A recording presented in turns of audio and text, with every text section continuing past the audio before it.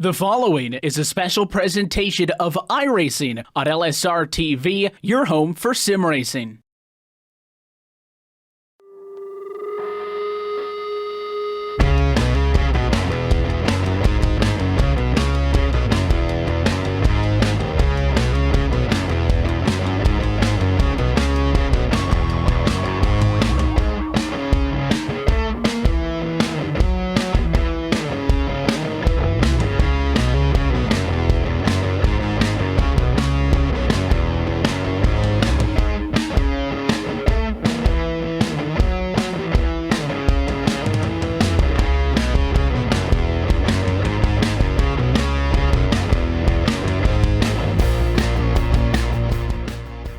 And we are live tonight from the Lanier National Speedway.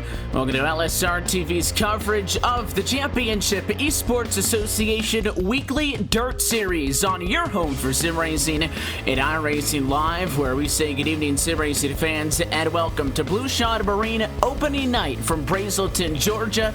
It is week number 1 of 18 on this CEA Weekly Dirt Series campaign, and we're happy that you're with us on Wednesday night, and we hope that you are excited for what is sure going to be a fun year of racing here on LSRTV and iRacing Live. As always, myself, Evan Pasoko, joined upstairs by Chris Murdoch, the lovely and talented Cisco Scarmuza downstairs. He's the one twisted and tweaking the dials and bringing us to you this evening. And Chris, for those who had been tuning in with us on Wednesdays for a while now, very similar to what we saw not all that long ago in the Myrtle Beach Simulation Series. Obviously, a big difference as we float high above the Lanier National Speedway is this is a dirt track, but the concept remains the same. Multiple classes of cars and multiple different feature races coming up on a nightly basis. We'll get to all of that in just a little bit, but before we do have some heat races to attend to.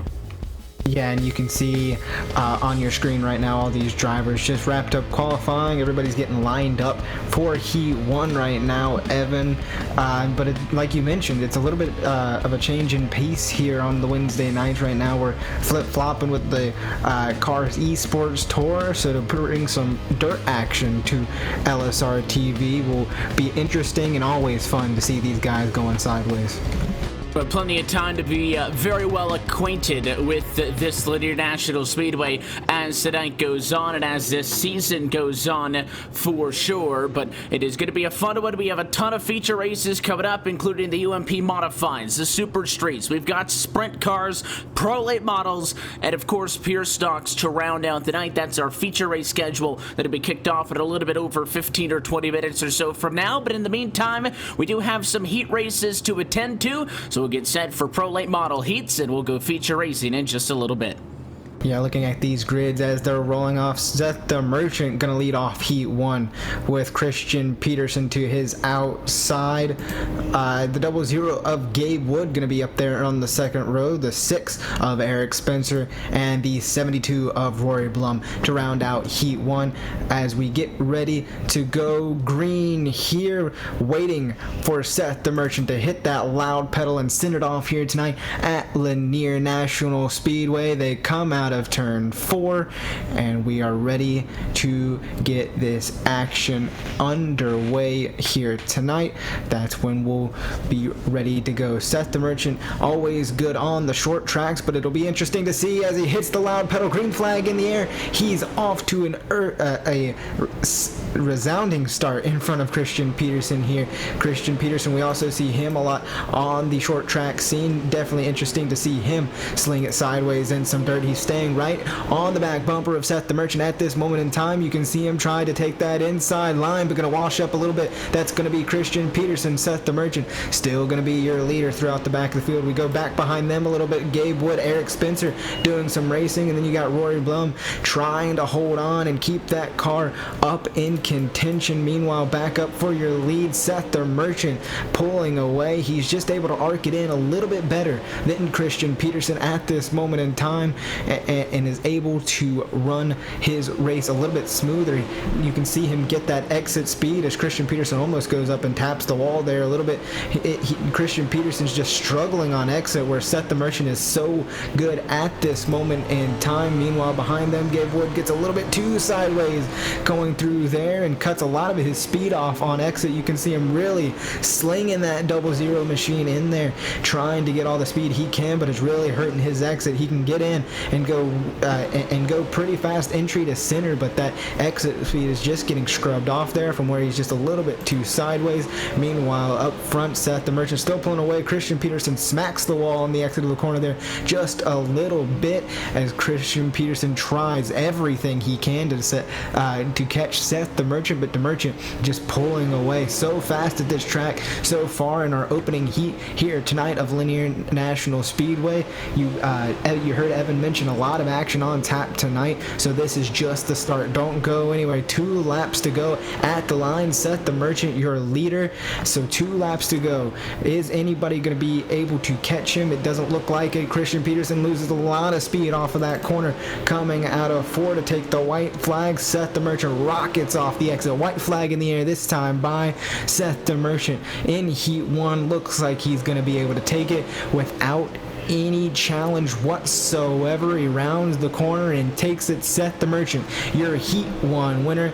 Christian Peterson, Eric Spencer, Gabe Wood, and actually Eric Spencer was able to, it'd be Gabe Wood, Eric Spencer, and then Rory Blum round out your Heat 1 order. But how about that 57 there? Evan really had a huge burst of momentum coming from the start, and I think it really plays into effect of just starting position in these heats, because with that starting position you can really rock it off and not have too much to worry about behind you. So really great job by Seth the Merchant to get things done as we get ready to line up Heat 2 here, and we'll see as these drivers come out on the track if they can replicate that amount of speed and talent that Seth the Merchant had in that first opening heat. We're going to bring up a guest commentator here. You just saw him down there in the heat number 1. He's done a quick little change to get up here and commentate with us. That's going to be Gabe Wood as we get ready to start heat number 2. Gabe, how was it out there? It's pretty tacky, actually. I really enjoyed it. So it's going to be something to look forward here in the heat number 2. Round number 1, we got Jeremy Adams, John Lyday, then Scott Austin, and the number 75 machine of John Hain. It's going to be a 4-car heat here in heat number 2, 10 laps. To set the outside row, Jeremy Adams takes off, goes off into turn number 1. Good start for the number 89 machine driver. As they come down the back straightaway here on lap number 1. Chris, what did you see during heat number 1? I could give you my feedback, but what did the racing look like from up top?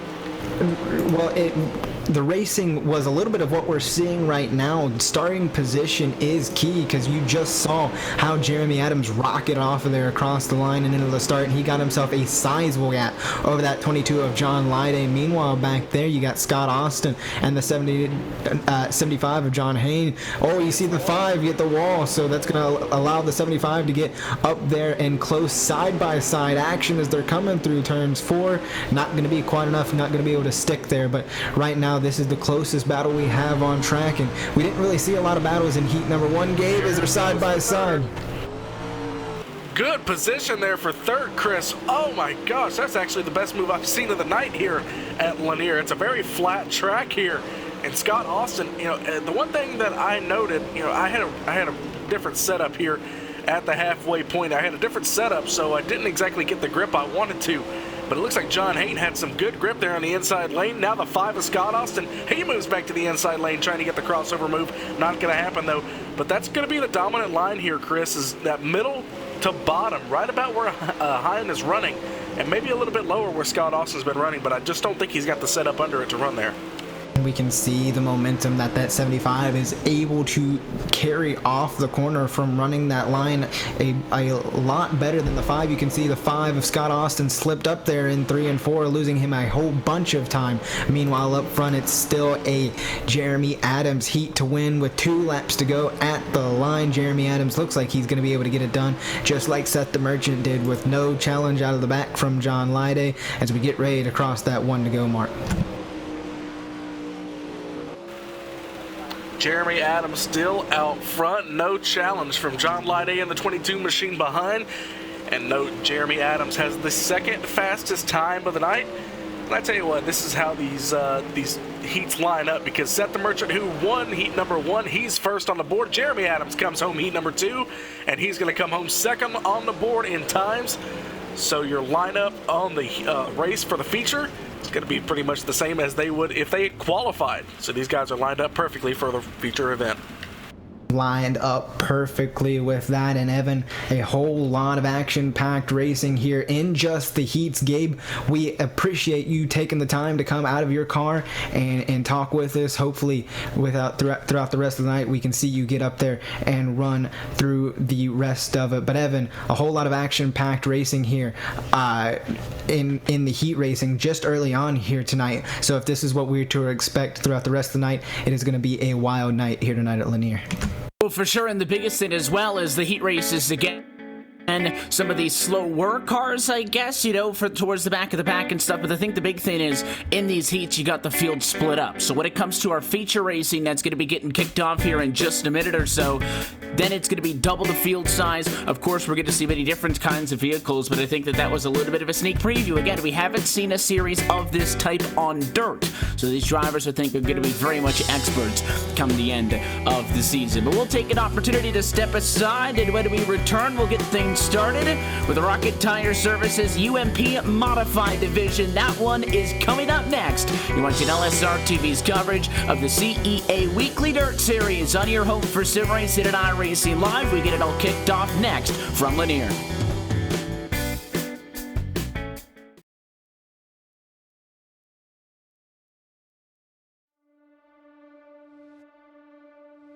When I was 16 years old, I was working in a Goodyear tire store, and my boss actually built an old dirt car, street stock Monte Carlo.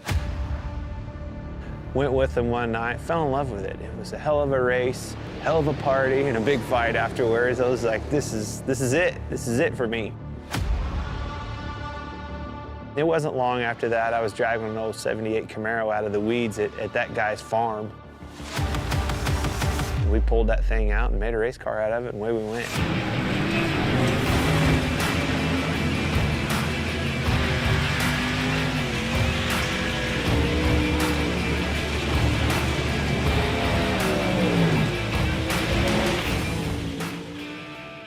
I think a driver has more to do with the equation going back and racing dirt, whether it's a modified, a late model. You can do more with the race car. The harder you drive it, a lot of times, the better it goes. You can crawl up on that wheel and feel like you made the difference at the end of the night. Asphalt car, you can't overdrive them. Well, that was the first thing that I had to learn right off the bat is, oh my gosh, I've got to discipline myself, not overdrive this thing, and that's how you get the most out of it. Truth be told, communicating the right information to your crew and your crew chief so they can do their job and make their appropriate adjustments for you to go faster and do your job is probably 90% of the game in our world. I've always loved late models. My dream was to be a late model driver driving for a living across the country like Daryl and Don do that drive for me. That was, truth be told, that was my dream, I always wanted a semi. I always wanted a stacker trailer with 2 hot rods in it and let's go racing. Let's take off with your buddies and go race and chase that dream. Never in a million years did I think it would turn into a Cup Series, and I actually have an opportunity to own 2 dirt late model teams.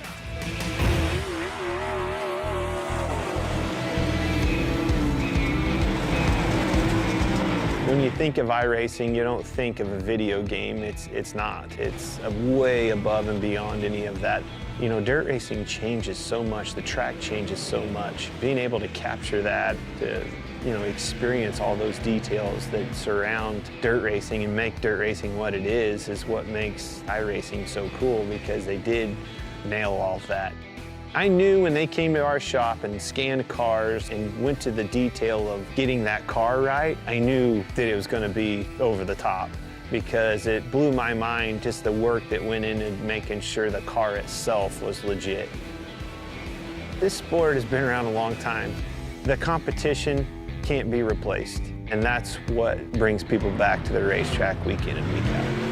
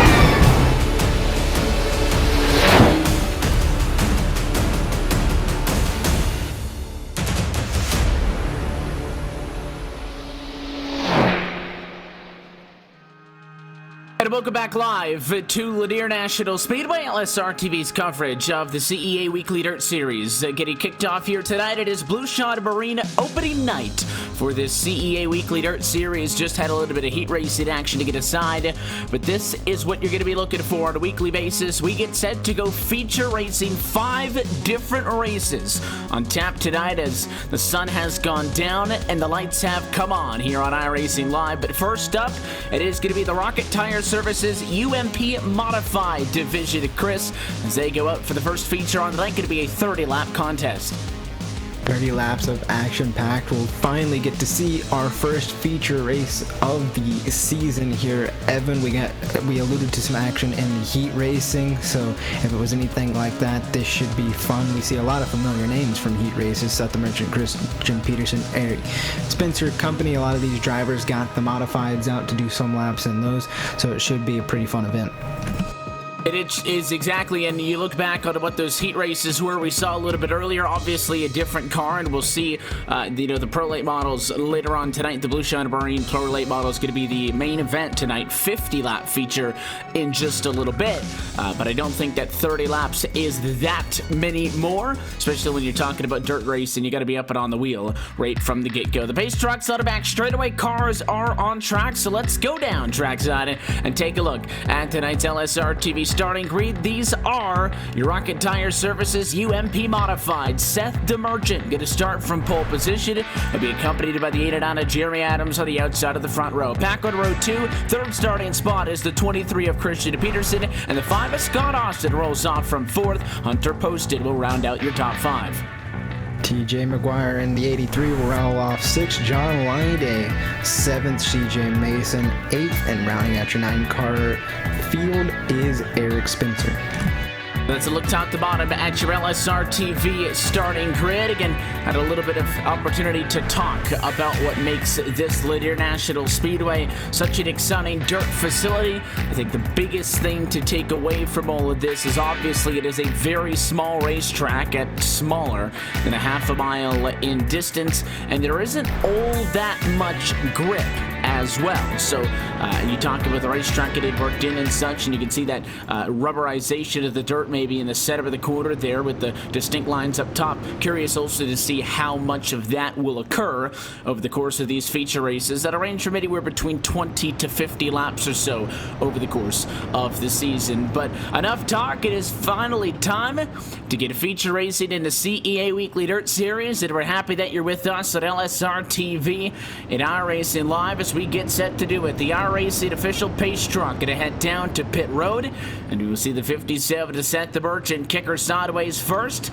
and bring us to the first American Ethanol green flag of the 2018 racing season. Green flag in the air, and we're off and away side by side across the line. The Merchant going to be low, but watch Adams wanted it up top, who falls to P2. And he's not wanting to hold off yet. Adams all over the back end of that car, but he's going to surrender the position to Christian Peterson. Christian Peterson looking up the inside, kicking it all the way around that white retaining wall, and actually clips the retaining wall there on the inside of the racetrack, so loses quite a few quite a bit of time to Jeremy Adams. Now Jeremy Adams has to focus on Seth the Merchant. Meanwhile, back through your pack, everybody single filed out. John Lyday, TJ McGuire, Eric Spencer in a contact between TJ McGuire and Eric Spencer going to send that car around. Caution will be out on the speedway to see our first caution of the evening. McGuire's the one that got tagged, but it was really the 75 on his own who lost control. It was Eric Spencer who was running into the number 6 position right in the center of the racetrack, where again that racetrack's been worked in a little bit more than the very top and the very bottom, and he broke sideways, and you can't just move the car out of the way if you're TJ McGuire. Tagged him at the back end, and he ended up getting parked up against the inside fence. So first caution flag on the night to slow things down. No changes 1, 2, and 3. Over to the 50 to Hunter Posted is the one who picks up the first spot on track, moving 5th to 4th on that short run. Yeah, and that's really how you got to take away at these things, Evan. Just take away position by position. I'll tell you, Seth the Merchant's going to be hard to keep up with, especially with that number 1 starting position here on these restarts. We saw during the heat racing that he will be able to pull away just like that. And Jeremy Adams kept up with him a little bit, but you know, he was just able to pull away throughout the corners. That's something to watch, as well as that dynamic between the inside and the outside of the racetrack. It looks like the lights on top of the pace truck have gone out, so we're going to get a quick restart on this one as we complete lap number 6 of 30. And the UMP modifieds tonight from the Linear National Speedway. The truck's down and in. The 57 is at the Merchant's gone. This time he'll clear the 89 before the line, and Merchant will lead the turn number 1. Peterson slides low. It is going to be the defensive line for Adams up top. Side-by-side fight for second. Jeremy Adams having to battle Christian Peterson. Peterson looks like he's going to clear the run, but not going to be quite enough to clear Jeremy Adams. Jeremy Adams on the outside line as they go through turn 2. Christian Peterson clears him. 89 going to go for the crossover, though. Dove down center off. He's going to have to wait. Caution is down in a couple of cars involved in this one. Scott Austin from 4th on track is turned around, and that is going to be the second yellow flag of the evening, and had a little bit of assistance on that one by John Lyday. You'll get a good look at it on the LSRTV replay. Lyday just a little bit of a less slide-aways entrance into the quarter, caught up to the back of the 5, and again, there's just very little options to avoid that kind of contact once you're on that trajectory, Chris, and when those guys get together, back under yellow. Yeah, it was kind of a freak accident for that 22. The car kind of just snapped straight on exit, and once you get that way, there's no point in kicking it back sideways, so he just kind of sent Scott Austin around, and you know, the 83 was able to you know, not be able to miss it, and kind of plowed into the back end, so unfortunate for all 3 of those guys. You got to do what you can, and these race cars do have the ability to, you know, take a lick and keep on ticket, if you will. All the drivers involved in that accident going to be good to go. In fact, all 9 drivers who started this race still currently being scored on the lead lap. Lights back out on top of the pace truck, going to be in this time. And Seth the Merchant once again in the 57 machine, going to bring us back to the green flag. Big changes. Christian Peterson jumps that 3rd to 2nd. I mean, on the outside of the front row for this one, but not a good start. It is old to Merchant to turn 1. And Jeremy Adams went for the crossover last run. Will now lead the inside of Peterson in the fight for second. Still a fight for a second. We saw it during the last green flag run. Looks like Jeremy Adams might have the momentum to clear. And look at Hunter Poston all the way up the track to Christian Peterson. Peterson on the wall as they're going off in towards the corner. 3 wide between Poston, Christian Peterson, and Eric Spencer off the corner. Single file, 1, 2, 3. It gets more excited, as you noted, when we get the Poston, Spencer, McGuire on back. The 83 a little bit too high. McGuire from 6 tags the outside wall, and now it's a 3-way fight for that spot. Line up the inside, the slide job on the 5 of Scott Austin to take 7th.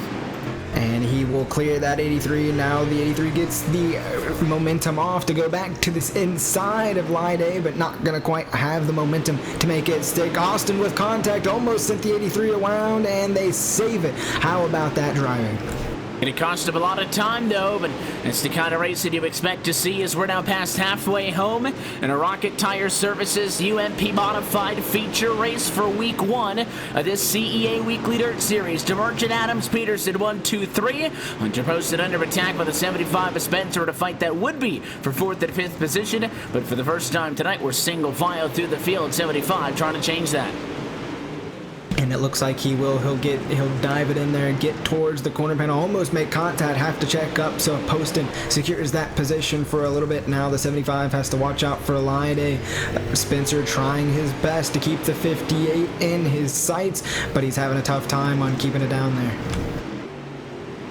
That's the thing, is the shorter way around the racetrack is down low, but you don't have the ability to wind that car up and get the good run off of the corner. 4th, 5th, 6th, and 7th. Throw a blanket on top of him as we close it on 10 laps to go. Posted again under attack, and you can see Spencer trying to mix it up. He had a bad exit that time, though. Had to correct. It's going to cost him some time, but a 75 Chris trying to be creative, taking a higher line now, trying to figure something out. The 5 that was caught up very quickly. Scott Austin right there as well. Yeah, the 75 losing a lot of speed on exit. Austin going to be side by side, looks to clear Spencer this time. Now how about Lide sending in there on Eric Spencer? He'll clear Spencer as well, so Spencer not really having the speed on the top as he would like, as they all freight train him on the high side. The freight train up on the outside of the racetrack. They're all going to go on by. Austin in the 5 car, the 22 of Lide now. The battle with the 22. I think contact there. He got into the back of Austin. It loosens him way up, but he's going to get back into the gas, and they're still going to be side by side. That 22 of Lide getting physical, and the 5 digging on the inside. He'll go for the slide job off of the corner and try to defend for P5. Lide trying a little bit of what Eric Spencer did, running that really high line, and it's sort of working for that 22. Look at the run he gets off the corners, but it's just not enough to keep up with that low line. Scott Austin going to hold on to that position. Meanwhile, up front, all your top 3 are spaced out. Adams trying to catch DeMerchant, but I just don't think it's going to be enough. You can see single filing out still in front of this group. You're not missing anything up front as we come to 5 laps to go. DeMerchant half a second over Adams, who is a second over Peterson. That's how they run 1, 2, and 3. And well, yes, the rest of the field has single filed out. In dirt track racing like this, any kind of small mistake will open the door up. So if you're posted right now, the 58 car cannot afford to make a mistake. Look at the 5 to the inside. Could have forced the issue. Thought better of it. These guys aren't done. Not done yet, and Lide is there to make a charge at any mistake, and he does. Look, Austin gonna clip the inside wall, so that's gonna send Lide up to the top, but not gonna be quite enough to clear him. Look at the rocket ship of Lide off the corner to make it side by side with Poston. And the 5's really trying to get down on the inside. The 58 tries to block high. He can't do it. Here comes Lide, who's way up on the outside. The 5's way down low. And the slide job is still in front somehow is Hunter Poston. White flag. Next time by, and there's the contact. Austin and the 58 machine of Poston get together, and it's going to be John Lide outside. He'll get hit as well as they beat each other to death in the fight for 4th on back, but John Lide will survive and win that fight. It'll be Seth the Merchant, checkered flag in the win for the 57 across the line, but all of the fun was 4th on back. like you mentioned, any small mistake can ruin a run, and Hunter Poston just did not get the momentum he needed to get off the corner. And how about John Lyday, the rocket ship, going around the high line? I thought for a second he was going to clip that outside wall. He was so high, but he had the momentum and he made it work, survived to come in fourth. But how about a dominating show from Seth the Merchant? He puts on a dominating show, and that's why you didn't see much of the 57 machine there. It was just kind of a double whammy of problems, if you will, Chris, for Poston, because if there was only a driver trying to get on his inside, he could hug the inside wall and try to block. If it was a driver only up top, go up top at a block, but because there was a driver in each spot, he would have to go really low in the quarter and then really low off of the quarter, and it just made it too much for him to handle. That it did, and it really made it hard for any of those guys to get the momentum on the inside line once you went up top. So great driving by Lyday, and also great driving by Seth the Merchant. And we're trackside right now with the driver of the number 57 machine. Seth, congratulations on the win. I know you didn't see much of the battle that we were talking about because it was a couple of seconds out of the rear view mirror, but just tell us about this one, finally getting the CEA Weekly Dirt Series underway. You guys start up front, you finish up front. A couple of tight calls on the restart, but in the end, looked like you guys were very smooth. Yeah, just getting those good restarts to give myself a gap and then just stay focused on being consistent and keeping that gap over Jeremy there. In those last 10 laps, he started to figure something out. He moved up like a lane, I think in 1 and 2, he said after the race, and he was reeling me in. So almost had a close battle there at the end, but he made a little bit of a mistake. But we'll see what we got for the Pro Late Model race. I think me and Jeremy are going to be really close again. The big thing with these dirt races is obviously you take the inside shorter way around, but you're not going to have the speed off of the corner like the guys who go up top and really run it off. At a racetrack like Lanier, which one do you think is the preferred place to be, down low or down high, based on what I would admittedly is a little bit of exposure, only 30 laps in? I'm sure we'll develop a sense of consciousness with this racetrack as this season goes on and as the series plays on, but first impressions on the best way to get around this track? Obviously you figured it out, or at least you're ahead of the curve.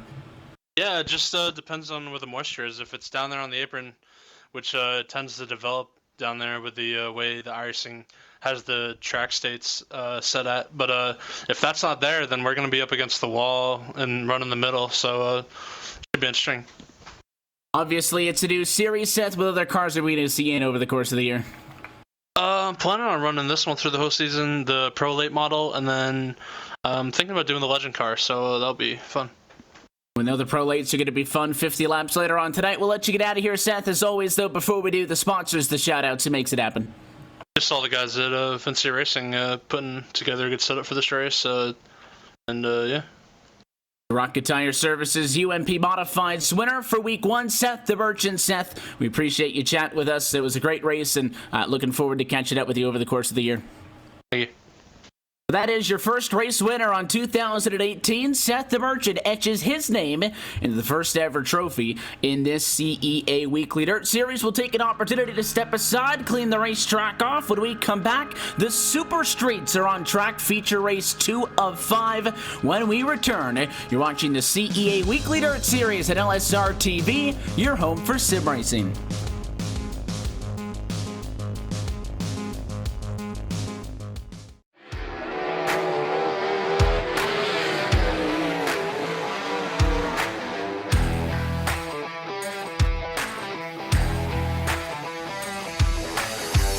I actually, really enjoy dirt racing. Feels good to get in the car, and we have, great cars and engines and things at KKR, so it's nice to drive a fast sprint car.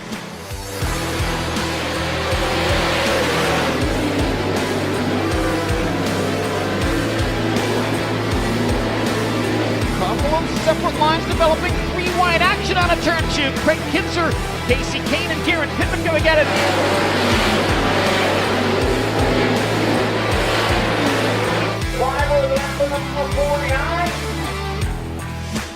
I think the differences between, NASCAR and the sprint races on dirt is just a much different mindset, the way you drive your cars, the setup, the feel you're looking for. I think one of the hardest things to tell as a fan is when you're watching a race, whether it's a NASCAR race, a dirt race, is just what's really going on in the car. with iRacing, you can get the way that the track's changing, which they've done a great job in how the track changes throughout the night or throughout the race, just to try to capture it and let the fans play it and realize, like, man, there's actually a lot going on, and you can't always see that when you watch a race. So I think it's pretty neat. It's, you know, enjoyable for me, but at the end of the day, it's actually much of a simulation, and there's a lot of ways that you can learn from that. And, you know, early on, it was neat to look at the Cup tracks that I was going to, places that I had never been. So I think it kind of gives you a head start leading into a weekend. It's pretty real life, and that's pretty neat.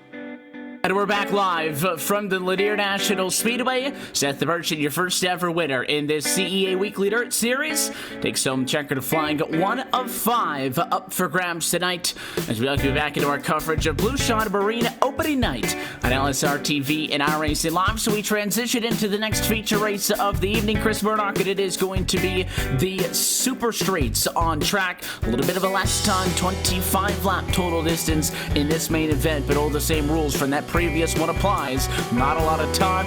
Get up on the wheel and get after it right out of the gate. Yeah, elbows up for sure, Evan. That's why I think this one will be a whole lot more action-packed than the last one. Everybody going to try to force the issue, try to get out in front as quickly as possible. So we will have to see if starting position is key, because throughout the last and even into the heat racing that we saw earlier tonight, the person who started up front on that pole position has taken the win. So if that's going to continue and that's going to be a continuous trend, then starting position will be key here tonight. And it was key in that first one, as Seth the Merchant won this race from the number 1 position on the grid. Not that he wasn't challenged, though, Chris. The restart's going to be huge. Yeah, the restarts are going to be huge. That all depends on how many cautions we get. We only had about 2 in that last heat. As we get ready to go down towards the grid, we will have to see how many chances these guys get to duel with everybody out here on this racetrack. Well, let's introduce you to your LSRTV starting grid for the first feature race of the Super Streets in 2018. And it goes as follows. TJ McGuire going to be on pole position. He's piloting the number 83 Monster Energy Camaro. And to be joined on the front row by the 6 of Joshua Cox. You've got Hunter Poston, a familiar name for the first race, will roll off in 3rd spot for this one, with Gabe Wood in 4th. Rory Blum will start 5th. CJ Mason rounds out the field of 6, Chris. In this one, a little bit of a smaller field means things may open up a little bit quicker. Yeah, it means that we might see everybody a little bit more tight together, maybe some more 3-wide action like we saw in the last one. Will anybody tempt that high side like John Lyday? We will have to see, with a more small car count that can provide with some pretty intense, fast racing here. His truck going to be down in a moment, and we are going to get to this Super Street race underway from Lanier National Speedway. For just tuned in, happy that you're with us. Opening night for this CEA Weekly Dirt Series. Still to come, 360 Sprints, Pro Late Models, and Pure Stocks. Following the conclusion of our Super Street main event, American Ethanol, green flag in the air, we're off and away. You got to be careful getting on the gas for the first time. You saw McGuire lift on the straightaway as he pitches it into the corner and leads down the back. And how about Joshua Cox? Loses a whole bunch of positions. Actually going to be 3 wide and now 2 wide with the 72. Now the 72 of Rory Blum going to clear, but the crossover happens for Joshua Cox. Cox started 2nd, now has to fight for his life in the back. And the fight is going to be 3rd on the back. Your top 2 have pulled away and they single-filed things out, but it is still Blum on the inside of the racetrack. Watch the 6. Got into the door. Joshua Cox that time. Really hurt the 6 machine on exit, and they're still going to be side by side. Look at the 72. Throws it way into the corner, and a fantastic crossover as we go 3 wide for 4th. How about Gabe Wood shoving up the middle? Contact between he and CJ Mason. Gonna throw that machine around, and he's gonna be stopped. It's still green on the track as he gets it turned back, and now race control throws out the caution for CJ Mason here, our first caution of the Super Streets. Yeah, yellow flag didn't automatically come out, but it comes down from the tower. Mason was behind where all of the excitement came from. The 6 with a wicked cross, and the 33 machine just pushed up a little bit into the 72, spun it around, almost actually spun onto pit road with that opening of the pit road wall. That car, though, had come to a complete stop of the racing surface, so yellow flag does fly from the tower, and that's the first one of the year in the Super Streets. First one of the year, and if you're TJ Maguire, you did not want to see that. He had opened up a pretty sizable lead over Hunter Poston, especially with the mistake by Joshua Cox there on the start. Cox had to fight for his life, but still stays in third, so we'll see if the third and inside starting position favors that 6 at all. Obviously, inside-outside positioning going to be critical, but I think Joshua Cox in that 6 machine could sense what the 72 is up to, and obviously we saw that exchange where he went high, 72 went low. We'll see if we see anything like that again. Very quick yellows here from Lanier National Speedway, already getting set to go back under green flag racing. Hunter Poston jumps third to second, so he'll get a taste of front row action. He'll be on the right-hand side of the 83 machine as we get set to come to another green flag, this time by Cox, Wood, row 2, Blum and Mason all the way at the back as we go back underway, 7 laps down. And look at Poston, tried the outside, now going to cut low, chop the nose of the 6 right off, and they're going to be single file, 1, 2, 3. Meanwhile, back in the pack, Gabe Wood and Rory Blum going to be side by side as they go through 3 and 4. Side by side as they head through the quarter. It's a fight for 4th on back, top 3 single file, still very much competitive, but not like you're seeing. But the double O and the 6 of Cox goes around. He's going to go all the way around, though, and we're going to stay green. No, yellow flag does come out as he got into the inside wall, and then the 72 split him the rest of the way. Thought maybe he would have gotten away with that one. It doesn't appear to be the case, and we're going to catch back up to the pace truck. A quick yellow off of that restart. Quick yellow as it looked like Joshua Cox got way too sideways going into the corner and scrubbed some speed, and there was just nowhere for Blum to go.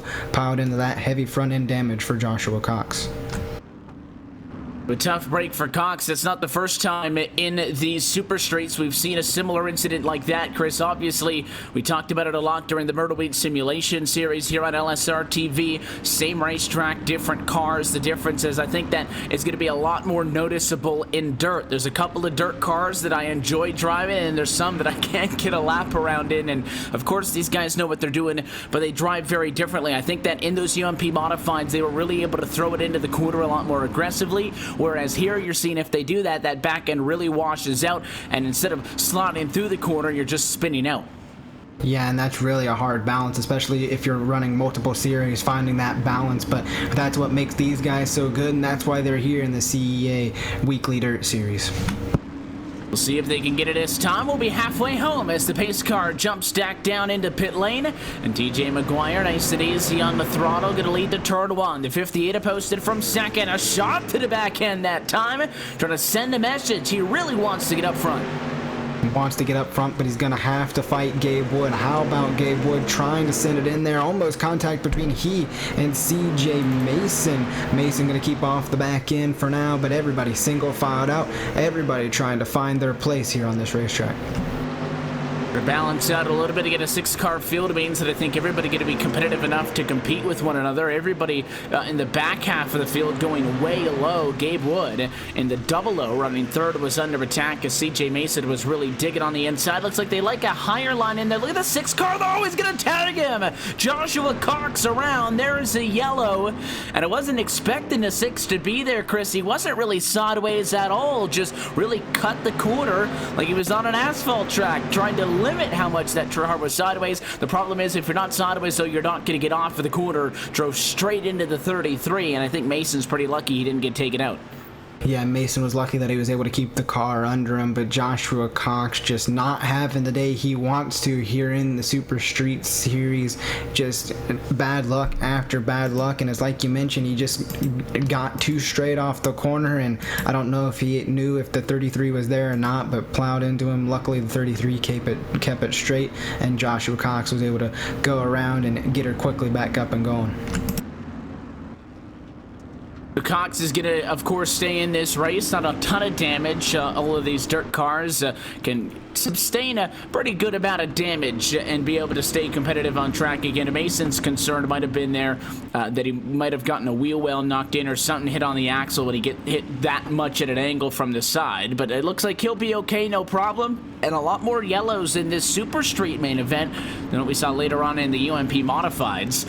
We will see how this one wraps up. 18 down, 7 laps to go this time. Field in the hands of the 83 at TJ McGuire. Pace truck down and back on the way to turn 1. Side by side for your race lead. Poston doing a great job at keeping that outside line working, but a look at TJ McGuire rockets off the clear corner, clears the 58, but the 58 not done yet, goes to the inside, still not enough. The 83 powers off the corner. The 83 stays in front. Poston second, Gabe Wood third. The fight for fourth is where it's at. Look at the 6 on the inside. That's Cox. Up top is the 72 of Blum. And the 6 machine will be able to slide high and clear. And the 72 is right on him. Almost takes him out off of 4. And that will make you clinch the wheel even harder, seeing him go up the track like that. Luckily, everything stays safe, and Roy Blum going to try it again, goes to the inside. Not going to be enough. Joshua Cox showing that there can still be damage on a race car and still be fast here at Lanier. Exactly what he's trying to prove. He's already up 2 positions off of the restart in this one. He gone 6th to 4th. He wants to get another one from Gabe Wood, but he is going to be running out of time very quickly here. TJ McGuire still in front, has led it from pole. Trying to follow in the footsteps of Seth the Merchant to go pole to checkers. 3 to go. 3 to go, but the battle for third is what you're, or not third, fourth is what you're seeing. Blum trying to come back on the 6 of Joshua Cox, but not going to be enough. Meanwhile, up front, 1, 2, 3, Gabe Wood is third, Poston second, McGuire third. McGuire doing a great job at keeping out in front, and looks like he can bring this home in one piece. He's going to try to wrap this one up. Second to last time for McGuire. Poston still 2. Gabe Wood still 3rd. Everybody has spread out now with CJ Mason falling out of the back door a little bit. White flag in the air. 1 more lap to go for TJ McGuire up at the front of the field. Seth the Merchant said that pole position was definitely something that helped him out in those UMP mods.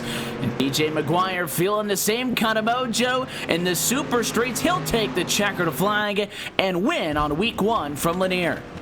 And how about that? TJ McGuire showing that Seth the Merchant was right, that you need to start up front to be competitive in this thing, but that doesn't knock Hunter Poston or Gabe Wood. They definitely put up a valiant effort to try, but the 83 was just too fast around that middle line. Definitely saw plenty of competitive exchanges, but at the end of the day, it's just going to be so difficult to get that little bit extra out of the 83 machine. And Chris, I noticed that TJ was very good on the restarts as well. Didn't even give somebody an opportunity to get high or low on him by the time he got to the corner. I think that's another big reason why the 83 got it so comfortably. You have to really be flawless on those restarts, or you'll have some mistakes like Joshua Cox. I think that first start there at the beginning where he fell back to third really hurt him a lot, and it's just hard to get confidence back up after a mistake like that. We'll go trackside chat with your race winner in the Super Streets. TJ McGuire gets the job done. TJ, congratulations on that one. Made it look easy up front, pole to checkers. Tell us about it. Hey, thanks, man. I appreciate it. Yeah, it was pretty fun. Old 58 was there, beat my bumper a couple times. I like it when it's like that. Had to block the inside there. It was kind of a 1-lane track. Other than that, just got to thank the guys who help me with my setups sometimes, and I just got to thank my wife and my family and everybody for supporting me with this, and I hope you guys enjoyed the race. You talk about holding the inside of the racetrack there. You had a lot of restarts to deal with. We didn't see that in those UMP modifieds. What was the key to not letting those guys jump on you with all of those yellows, giving them a chance to catch back up? Yeah, it's kind of tough. You know, those. It's tough for the guy on the outside. I think 58 definitely had something for me, but whenever you're there on the outside, it's kind of hard to see the guy on the inside when he's taking off, and I kind of had the advantage there. You got to run on me a couple times, but I was able to hold him off there.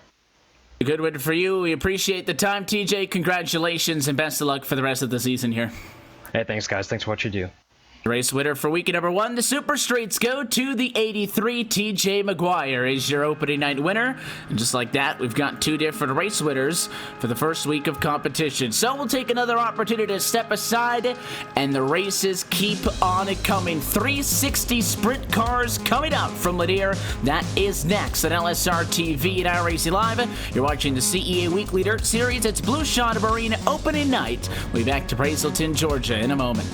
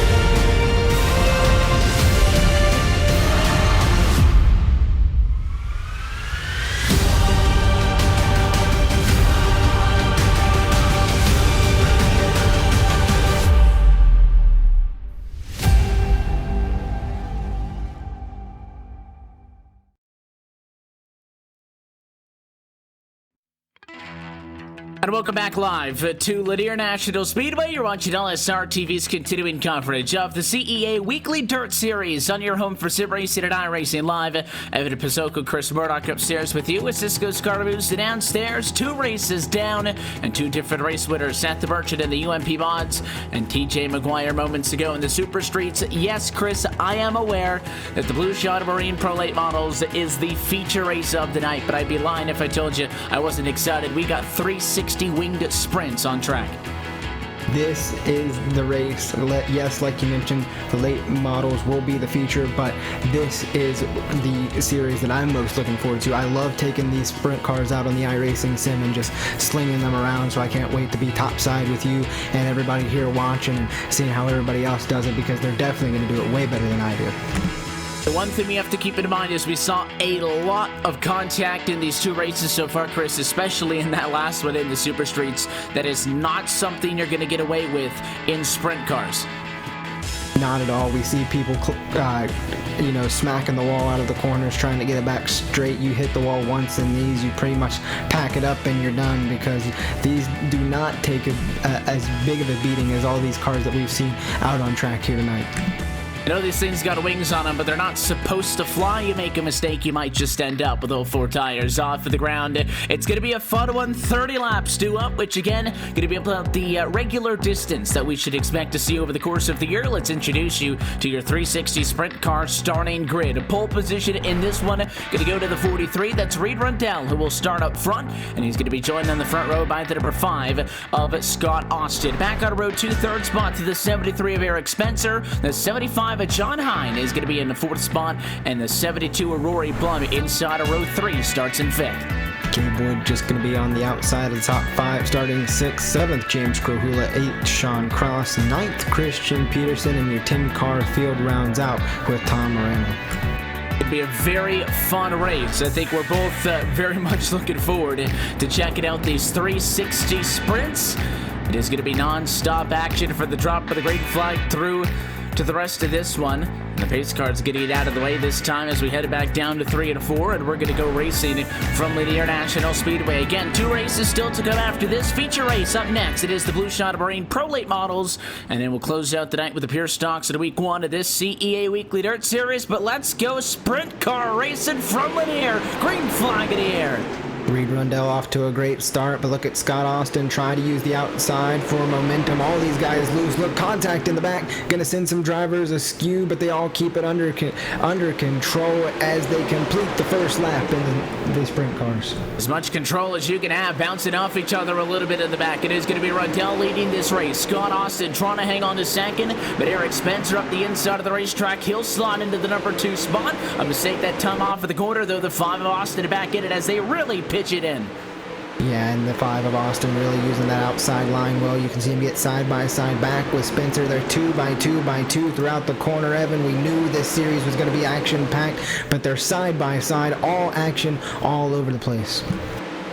The more obviously this race works in, the more you're going to learn a little bit about the racetrack and such. Largest field of cars we've seen so far tonight from Lanier, as Rundell continues to lead this race by a half of a second margin over Scott Austin, who's back in the number 2 position right now. Sorry, Spencer moved into the 3rd spot. Austin got kicked back to 3rd, but look behind them. Hine, Peterson side by side, Wood, Blum side by side. A lot going on in mid-pack with a couple of cars high and a couple of cars low. Peterson started in that 9th position, now working on that 75 of John Hine to take 4th away. So that 23 machine really fast here as they pitch it into the corner. He pitches it in a little bit late, trying to get the run off, but not going to be enough. The 75 powers back on the outside, still side by side for 4th. Side by side for 4th is where all the fun's at. Scott Austin doesn't want this to become a fight for 3rd, but he's not all that far in front of all of this. You can see this 5 machine of Austin getting caught pretty quickly. Hain is going to win the fight. Oh, contact, though, and up he goes. John Hine into the outside wall. Caution flag is out. Had just won that battle for 4th. Chris wanted to go for 3rd, and Scott Austin took a high line into the corner, and the 75 had nowhere to go but up. And that's something you'll see a lot in these sprint cars, especially when you run out of room like that. He just got in the back end of the 5 of Scott Austin, sent him up out of his control and the outside wall. And you mentioned it, they might have wings, but they're not supposed to fly like that. All 4 wheels up for the 75, and that's going to end his day. It'll end his night a little bit short. Unfortunate turn of events for John Hines' entry, who is going to get kicked to the back of the pack here and try to do what he can in that 75 machine. Not sure how well it's going to run after it climbed up on the outside retaining wall and came crashing back down to earth and flipped about half of a full rotation just for extra measure. So all of that was only about 8 laps of action. It already feels like we've gone through an entire race. So that's how they look. It is going to be Rundell still up in front, Spencer in 2nd, Austin, Peterson, Wood the top 5, then Blum, Moreno, then John Hine 8th with Sean Cross, Krohula 9-10 through the field. So a lot happened in those first 10, and we're going to have a restart with about 18 laps to go. Restart due up, and if it's anything like that last restart, we're in for some more action-packed 10-lap racing, and hopefully we can get it in green as green flag is out. Reed Rundell off to a great start down into turn 1. He's going to lead the way. Look at the 3-way fight right now for 2nd spot. Scott Austin and the 5 car trying to take this one back from Eric Spencer. I think the 73 is going to have a better run off for the quarter. He does. The 5 really working hard to keep that car down, not wander up the hill on exit. And that's what Eric Spencer does not want to see. Spencer now going to have to deal with Peterson. The 23 wants to make it a fight at 5, and the 73 got together. All of this for 2nd, and the 5 of Austin barely hanging on. And Peterson had nowhere to go but low, and it works for him. He takes the 2nd spot as the 73 of Spencer and Austin still doing battle for that 3rd place position. How about Gabe Wood? Look at the run that Gabe gets off the corner. Now going to be side by side with Eric Spencer. Don't get too high, Gabe. He almost clipped that outside wall, but the outside working for that 00 as he's a rocket off the corner. The double O, I mean, way up top, Gabe Wood. How about some 3-1? I don't know if it'll work. They barely, I think the 5 touched with that 73 machine dispenser down low. He wants to come up, can't do it. They'll touch again. Those cars can't keep off of each other. And now a slide job by the 73 and a crossover by Scott Austin. These two do not like each other, and Gabe Wood will pass all of it and go to third. Yeah, it's the same thing that happened with Peterson. These guys cannot separate from each other. Literally, they've been beating on each other throughout the entire race, so Gabe Wood will say thank you and go on. Still side by side, though. Spencer going to power off the corner to keep side by side with Austin, but how about John Hine? We just saw all 4 of his wheels go up, but he's powering on the outside. Looks like he's going to be the third one to pass these two, but Scott Austin gets into it with Eric Spencer, and that was unsavable. There's about 4 pieces of contact too many, and Scott Austin does keep the car on track, but he's not going to be able to stay in that battle for the time being. Eric Spencer now no longer having to deal with that entry of Austin a little bit behind him. Now can focus on trying to defend. How about John Hine, the 75, Chris, looking a lot more sporty than I thought he would at the moment. He wants to go back to the top 4 with 10 to go. He was down but not out, and he'll have a chance to do it again as a caution comes out on the speedway. It's going to be the 72 of Rory Blum stopped on the inside wall. We'll have to get the LSRTV replay up to see what happened to the 72. Maybe some contact between he and Scott Austin sent him careening down the inside wall, and he could not get that sprint car back up and going, and the tower was forced to throw the yellow out. And Scott Austin, if you go on board with it, looks like he's turning right into the 72. But again, you got that wheel turned to all the way to the right, all the way around this racetrack to try to balance how on edge you want that car to be. And I think it was just a case of Austin getting a little bit of a better run off of the corner. He tags and sends the car in front of him around. Sean Cross learning the hard way. Rory Blum involved in an accident. He's going to be actually the first driver to have to take a tow to pit road. So he might drop out of this race, leave us with 9 cars left. Yeah, and these 9 cars are all pretty competitive. We saw John Hine get up there. We saw Gabe Wood rocket on the outside, and Christian Peterson worked his way all the way up from 9th to 2nd. So as lights go off on the pace car, we're going to be starting with about 6 laps to go here, Evan, and I expect them to be the 6th most action-packed laps we've seen here all night. It is definitely going to be full throttle, top to bottom on this run, with 24 laps complete and 6 laps to go. And the Blue Shot Marine Pro Late Models coming up next. 360 sprints to duke it out now. Green flag in the air. A great jump by Rundell to get ahead of the chaos. Yeah, not a good job, or a good jump by Peterson. Going to send him back with Gabe Wood. How about John Hine? Going to be side-by-side contact between the 4 and the 5. That's going to be James Krahula and Scott Austin. Caution going to be out, and now, whoa, Scott Austin, some retaliation, goes up and just plows the 4 machine and keeps on going. Well, Scott Austin had got into a couple of drivers tonight, and the 4 really roughed him up in the corner. Yellow flag was out at that point. And so yellow flag's out. We're already slowing things down, and it was quite clear that Scott Austin took exception to what the 4 did, because he took him out after, took himself out as well. That big wreck was after the yellow. That was the 5 machine delivering a message. Yeah, 5 machine definitely delivering a message. I don't think he let off the gas pedal going into that corner and just flipped both of them, but the 5 was able to come back on all 4s and keep going, as James Krahula was a little bit slow to keep going. But we'll restack him with about maybe a 1-lap shootout here, Evan, which could really spike things up a bit. Yeah, we'll see if the lights go out on top of the pace car in time. If not, I'm sure we'll orchestrate enough laps for this race to have a overtime finish. Just listening in on what race control is saying. Lights out on top of the pace car, so it is going to be a 1-lap shootout to determine the 360 wing sprint winner for week 1 from Lanier. It's about to get crazy up front. Yeah, we get ready to go here as they go down the back straightaway. The nerves got to be shot. Elbows up. Go green flag for 1 lap and 1 lap only. We'll see if anybody has anything for Reed Rundell.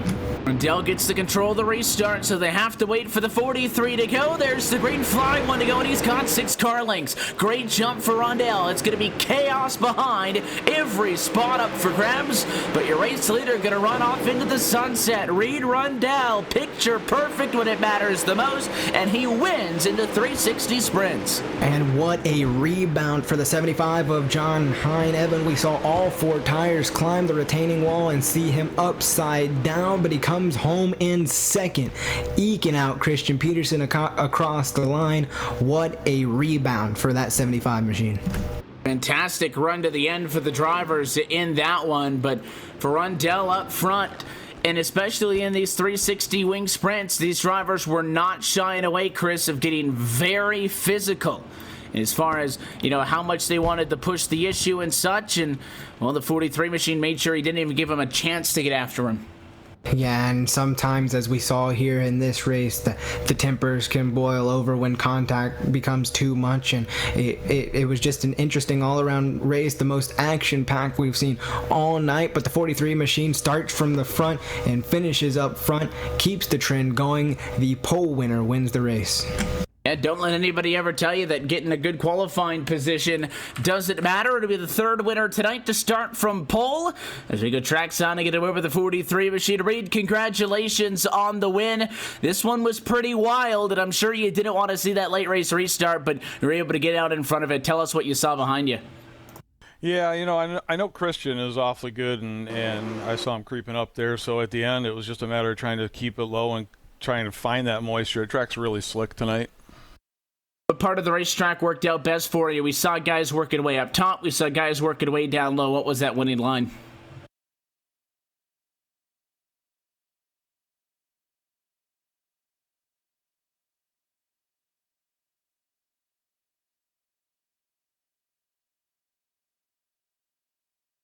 All right, well, we'll see if we can get a word with Reed again in just a minute here, but definitely, Chris, he was in front of most of the excitement tonight and definitely found the correct line to be in. We heard Seth the Merchant echo those same thoughts earlier as well, trying to find out where the moisture is in the racetrack, and the 43 was locked up on this. But I still think even if he had the best car, somebody like a Hine or a Peterson would have been able to get up and get on him and, of course, make something interesting, but he was just too good on that final restart. Reed, you still got us? Yeah, sorry about that. Oh, no worries. You're good. Just tell us about, the process you used to find that preferred line and how long did it take? Because when you're up front, you're the guy with the target on your back. So if you don't figure it out early, someone's going to be jumping all over you. Yeah, and on a slick track like that, it's so much about throttle control and trying to find where you can get a little bit of coming off. And if you get the line goofed up, which I did a couple of times, I was able to stay out in front and try to keep finding that line. It's just so tough trying to keep it where you need it and find that moisture. You mentioned at the start of this one that maybe in these sprints you can't get away with being as physical as the guys were in some of the earlier divisions where you had fenders, but that didn't seem to deter anybody. Just tell us about what you saw on track and what you're expecting out of those 360 sprints for the rest of the year. I got lucky, starting out front, all I saw was open air, so it's going to be fun at this track, and depending on how track conditions go, week to week and everything, I'm expecting at some point that high line will work a little bit, but right now it's just trying to keep it low and keep the throttle control going. I've got no doubt Kyle's going to try to shake things up on you guys for one of these weeks, but you're the race winner for week number 1. Sponsors in the shout-outs. Anybody you want to say hi to? Oh, lots of people to say hi to. Thanks to the wife for letting me do this, and of course Buddy's Racing Equipment, and a couple other people looking at coming on board for the rest of the season. The race winner tonight, opening night, the 360 sprints. Reed, we appreciate your time. Congratulations on the win, and best of luck for the rest of the season. If tonight was the indication, I'm sure we'll have many of opportunities to chat down the line, so best of luck. Thanks, guys. Great job on the broadcast. A lot of fun when there's great racing down trackside. 43 was a big part of it. Reed Rondell is your race winner tonight in the 360 sprints. And that brings us to the halfway point in tonight's coverage. So once again, we'll step aside, get a glass of water, catch our breaths. The drivers can hit the reset button as well. And we're going to get set to go racing coming up next in, I believe, the Pro Stock. So going to be next on track. We'll be back to Lanier National Speedway in a moment. It's Blue Shot Marine opening night in the CEA Weekly Dirt Series. We'll see you then.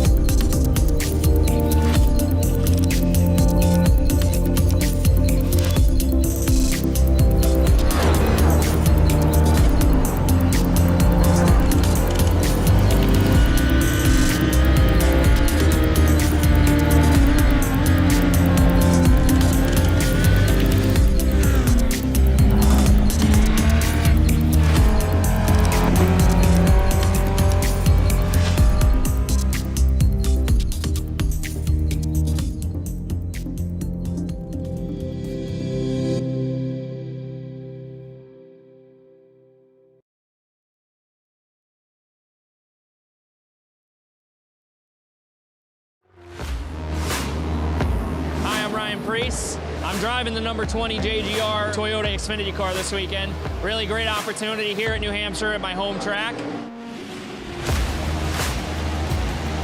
Over the past 2 weeks, I've been on iRacing, practicing a little bit here and there with the modified and the NASCAR Xfinity car, so it's been a lot of fun. It's been a great tool for me to kind of get used to that stock car body again and be prepared for the race today. Well, yeah, it's a mile long, so the draft kind of plays into effect here with the modifieds, punches a big hole in the air, and we run restrictor plates. So it makes a big difference. Just really fast, and it's our Daytona. So that's what's great about it, and we have a fast car for tomorrow.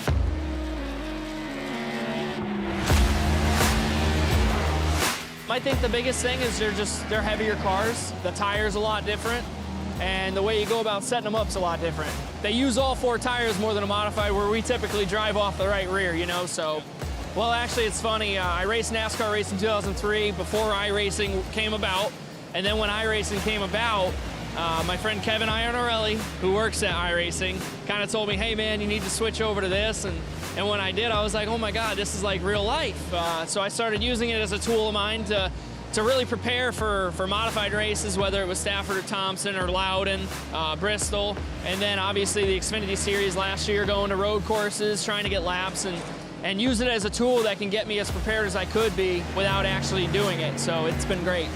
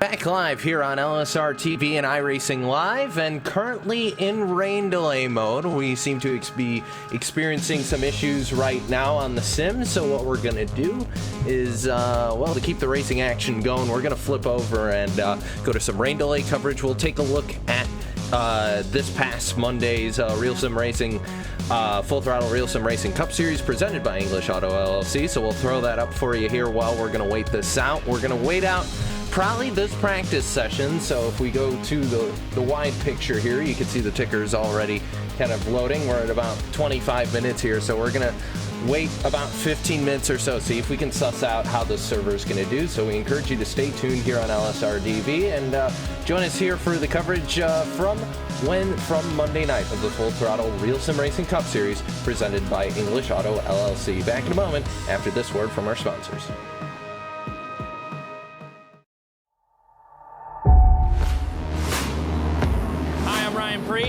I'm driving the number 20 JGR Toyota Xfinity car this weekend. Really great opportunity here at New Hampshire at my home track.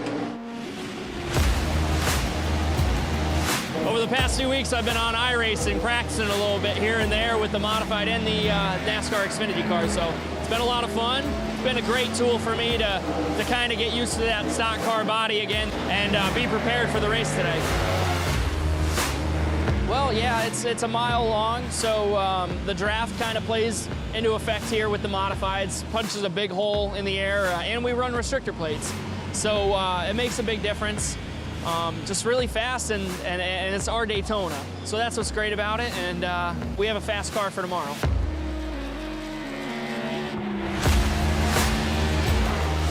I think the biggest thing is they're heavier cars. The tire's a lot different.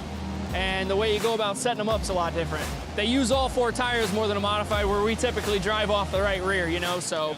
Well, actually, it's funny. I raced NASCAR race in 2003 before iRacing came about. And then when iRacing came about, my friend Kevin Iannarelli, who works at iRacing, kind of told me, hey, man, you need to switch over to this. And when I did, I was like, oh, my God, this is like real life. So I started using it as a tool of mine to really prepare for modified races, whether it was Stafford or Thompson or Loudon, Bristol, and then obviously the Xfinity Series last year, going to road courses, trying to get laps, and use it as a tool that can get me as prepared as I could be without actually doing it. So it's been great.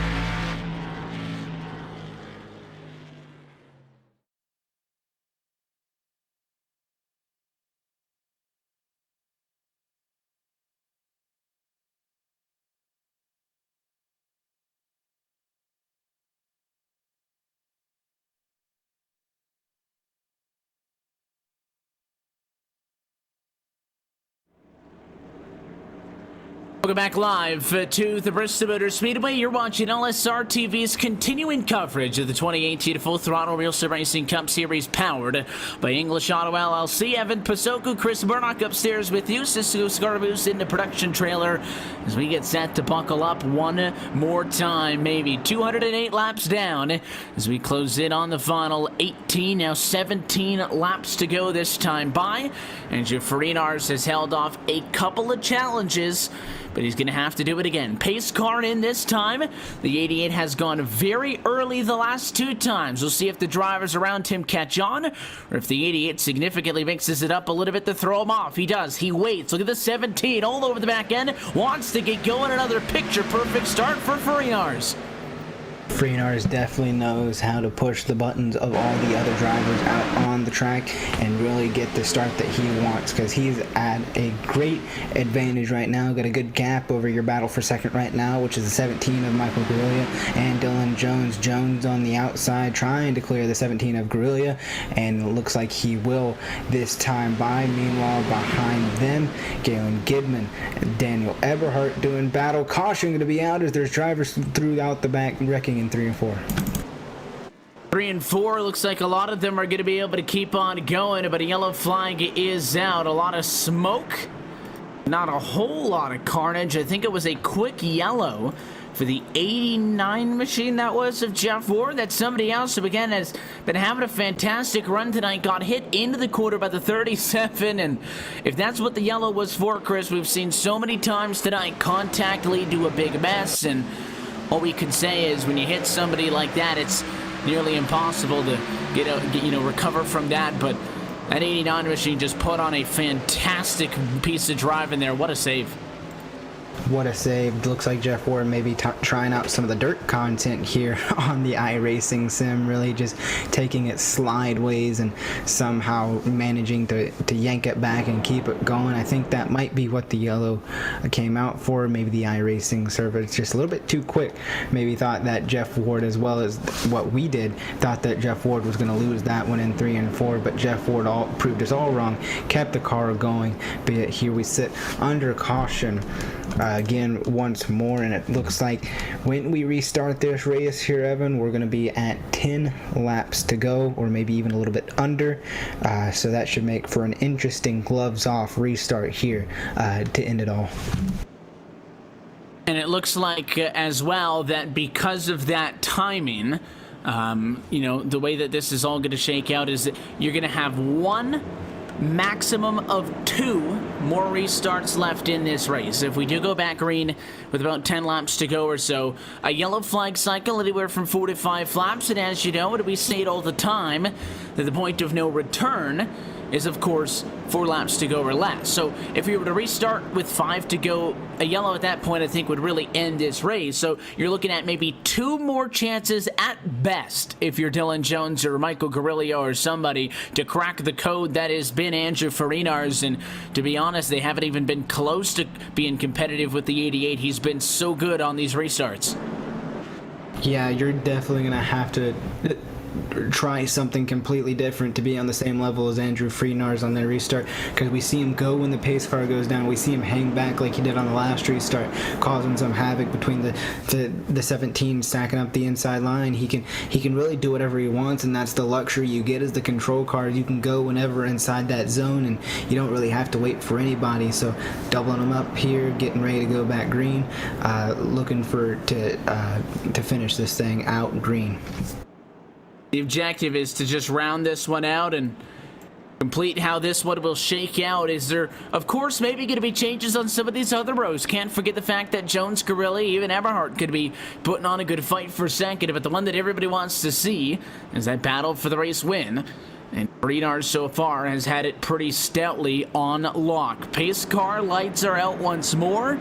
Your math was pretty dead on there, Chris. It is going to be a 10-lap to go restart from Bristol. Is this going to be the final restart in tonight's Bristol 225? A long, hard-fought, grueling night. We come to a conclusion right here and right now on the high banks of Thunder Valley. Pace car headed down. Freenars has gone early. Freenars has gone late. Which option does he choose? He goes with the proven method right out of the gate. Green flag back in the air. Side by side for a second. Here comes Garilli on Jones at 10 to go. And that's the closest Garilli and Jones had been towards Freenars this entire time. They guessed right, but now they got to battle each other. The 17 of Garilli low. Dylan Jones on the high side. Jones going to clear him now. Look at Eberhardt. Going to be on the outside of the 17. Jones is there keeping up with the 88 for now, but the 88 of Andrew Freenars slowly but surely pulling away. He needs to have some stellar laps to keep Dylan Jones behind him. Everybody on a level playing field right now. Your closest battle going to be Michael Garillia. Seth Demergent. Demergent clears Garillia. Now we're all single filed out in the top 10. Kind of what you want to see if you're going to get some laps in. Dylan Jones wants a couple of laps to get a run at Freenars just because the 88 beat him on the restart. Doesn't mean he's got this thing locked up. The 11 was a little bit slow that time at a 4. Freenars pulls some distance. Look at Eberhardt, though, trying to go way high. Showered some sparks down on the 57. Emergent swings to the inside, side by side for second on track. Not going to stick down low, though, but Freenars has got to be loving this. Yeah, if you're Freenars and you're looking out your back mirror, this is what you want to see. Let him race. Keep racing back there, boys. Andrew Freenars is going to go away and set the Merchant. Daniel Eberhardt make contact. The Merchant goes up the track, hits the wall. Eberhardt still green.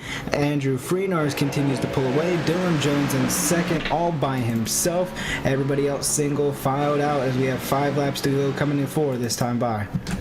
Laps continue to wind down. We are in that point to overturn, though, whether it be the white flag or a yellow flag. This race will end on the next one, and Andrew Freenars has a little bit of lap traffic on the horizon that he might have to deal with. I don't think he's going to catch up to Silver, though, so it stood be clear sailing for the 88 in front. Still spirited. Second is Jones. Eberhardt is third. Demergent fourth, coming to 2 to go next time.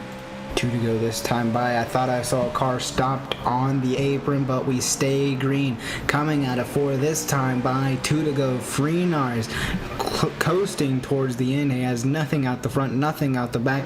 Just got to bring it home in one piece, which we've been preaching all night long. Right now, Jones has to fight off Everhart, but everybody's got all their eyes on Andrew Freenars coming out of turn 4. White flag in the air. 1 lap to go at Bristol Motor Speedway. Final lap from Bristol. Second, third, fourth, fifth, all up for grabs, but it is going to be no contest up front. Tires were the most important thing all night, and Freenars was perfect when he needed to be. Final time at a 4, checkered flag. Andrew Freenars, your winner from the Bristol Motor Speedway, as some drivers reckon on the last lap a lot of smoke, but the 88 car gets his first win on the 2018 Real Racing Full Throttle Cup Series, powered by English Auto LLC. And that's just a way to end Bristol car.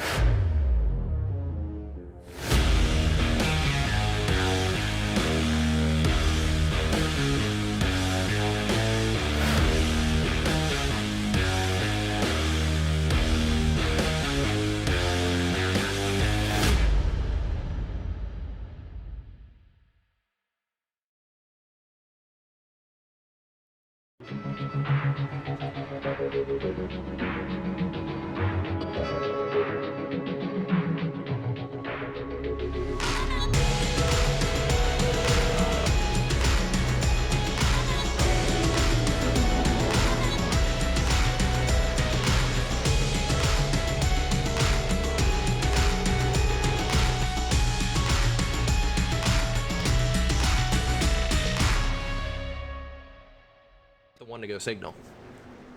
Yeah, it's going to be so close. I think some guys might try and make it on fuel, but I don't know if that's even possible.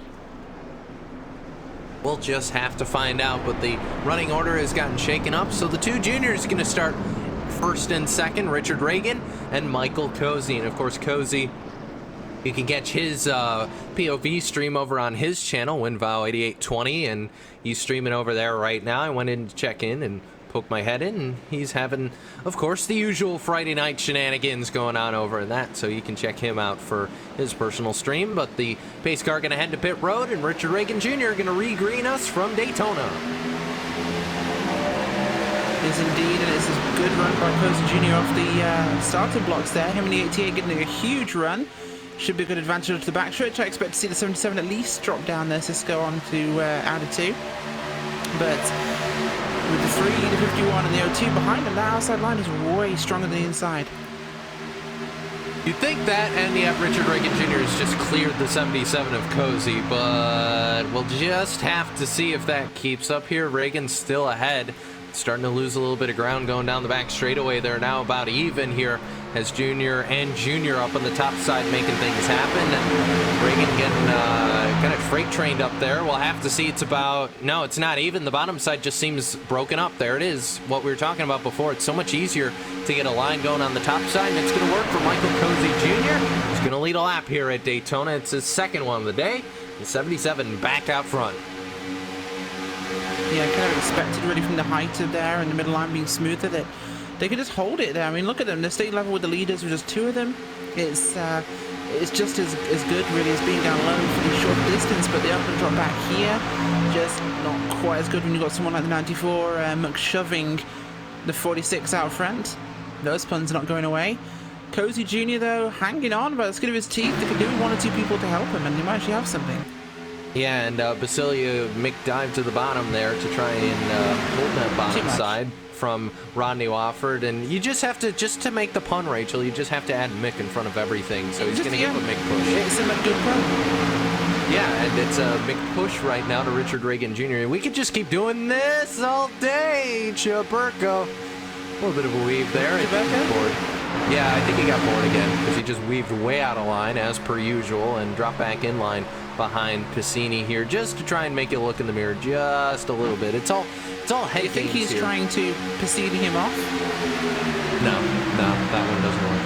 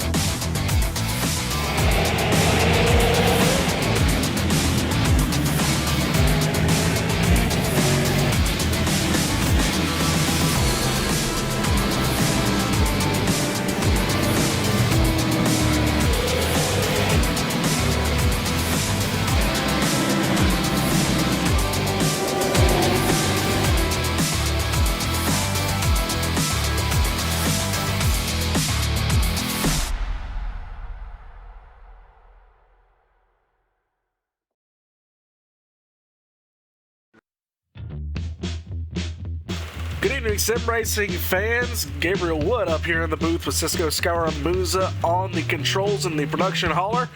Unfortunately, it looks like we had a little bit of a rain delay. iRacing servers not cooperating with us tonight, but we are here now to bring the street stock, the pure street stock division here for the CEA Tour. Down on the racetrack, 7 drivers, it looks like, going to take the green flag here tonight. It's just me at the moment. We got Chris Murdoch and Evan Pasoko have moved on to the pro late model room here to try and get ready for that. We're just trying to take all the precautions we can here on LSRTV to make sure that we get the production that you guys deserve. Grid forming up down on the front straightaway. Hunter Poston takes the pole with a 16.414. That's what he practiced at, but he did take the practice win, I should say, because he was the fastest driver in practice, so he's looking to go flag to flag here. 25 laps on the night. So Jeremy Adams is going to roll off on the second position. Sorry, I haven't done this in a long time. John Lyday starts in the Seth the Merchant starts in the 3rd position. TJ McGuire starts in 4th. He won your street stock feature, so he's going to look to go 2 for 2 on the night in the street stocks. John Lyday starts 5th, but looks like he's not in the room. Yes, he's on track. He did make it, so the 22 machine on track. James Grahula, Sean Cross, and Reed Rundell in the 43 machine, who is fast in the sprint cars. He's going to start in 8th. Hunter Poston comes off of turn number 2. Lights are out atop the iRacing.com Silverado pace truck. Hunter Poston is going to come down to the green flag off of turn 4. Here we go for your pure stock feature. 58 machine takes off to a decent lead, heading off into the corner. These cars not handling well. That's what you get when you have the asphalt street stock on dirt. Makes for some interesting racing. Poston comes out of turn number 4. He still has the lead. It's going to be the battle for the 2nd position between Adams and Seth the Merchant here on lap number 2, going into turn number 1. The Merchant goes to the bottom. Can he get anything? A lot of tape damage, it looks like, on that 57 machine. That's pretty hilarious. The 89 machine, he keeps that bottom going back a few rows. The 83 machine, Buffalo Wild Wings entry, trying to get it done on the top side, but John Lyday moves up into the 4th position. So move the 22 into the 4th spot. But the crossover move coming out of turn number 2 here on lap 3, the 83 machine of TJ McGuire. He gets it, but he's going to hit the wall. Got a too fast of an entry, hits the wall on entry. These guys still battling side by side. Looks like it's pretty much going to settle out here back behind them. Sean Cross on the 41 machine and Reed Rundell in the 43 machine. They're battling there for the 7th and 8th position. 41 machine goes a little bit wide there in turn number 3. They're going to settle that one out. John Lyday and TJ McGuire still battling side by side for that 4th spot.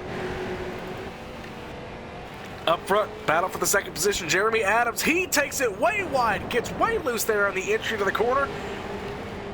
Hangs on to it, so your top 3 remain unchanged. Seth the Merchant still trying to get it done there.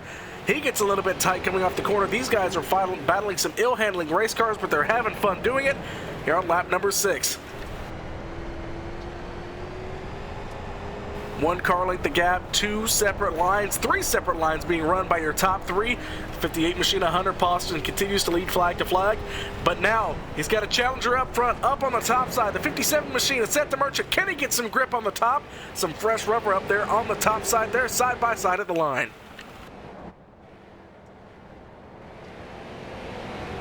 Outside lane not working through turns 1 and 2 for the 57 machine. He's going to have to go back to the bottom. Sends it in there to the bottom.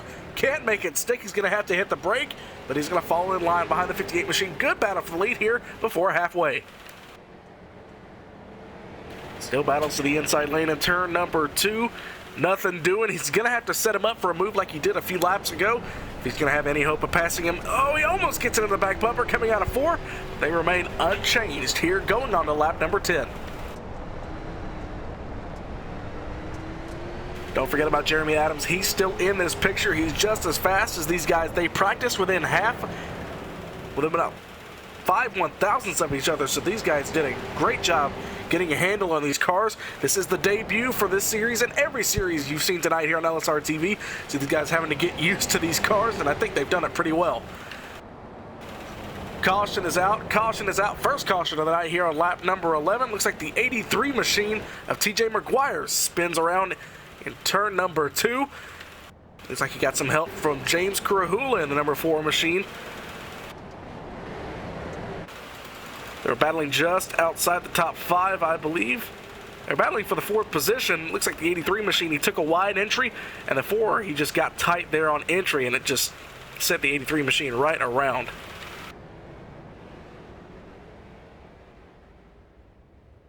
As they get back behind the pace car, they're going to hit the start-finish line this time. I'm going to give you an updated running order. Top 3 will remain unchanged. Hunter Poston, Seth the Merchant, Jeremy Adams, your top 3.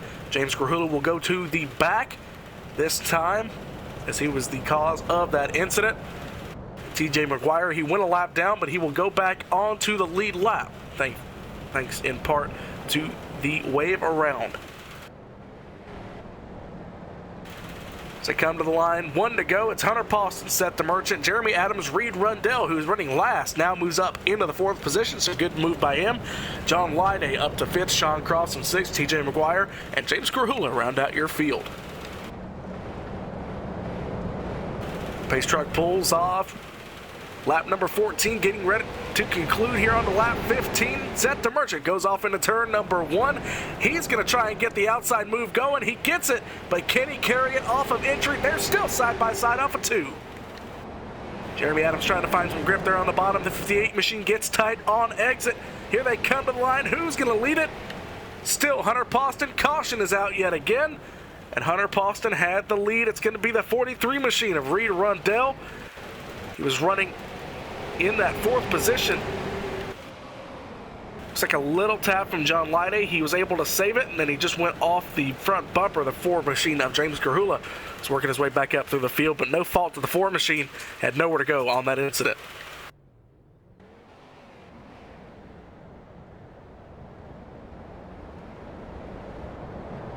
Two 10 laps to go at that point of the caution, so the laps ticking off here. Hunter Poston continues to lead. He has not relinquished the lead since the start of tonight's race. They should get the 1 to go this time by. Remember to join us after this race for the Pro Late Model Division. I believe it's 50 laps here at Lanier. That'll be one race to watch for guys like Seth the Merchant and Christian Peterson also in that one.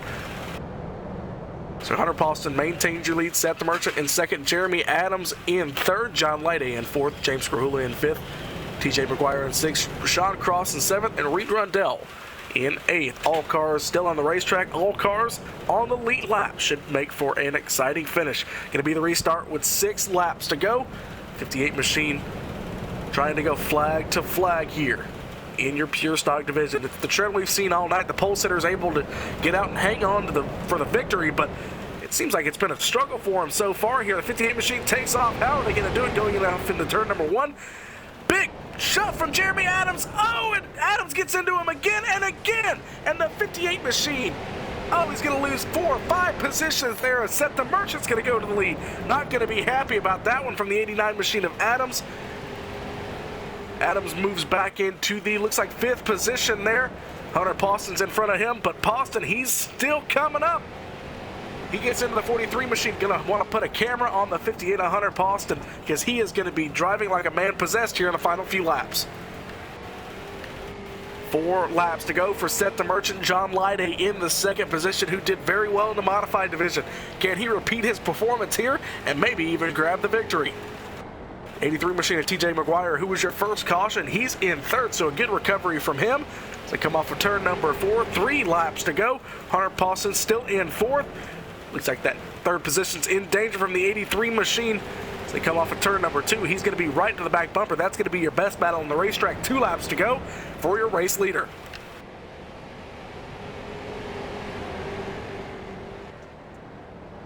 '58 machine still trying to get it done on the 83 machine as they go off to the back straightaway for the penultimate time.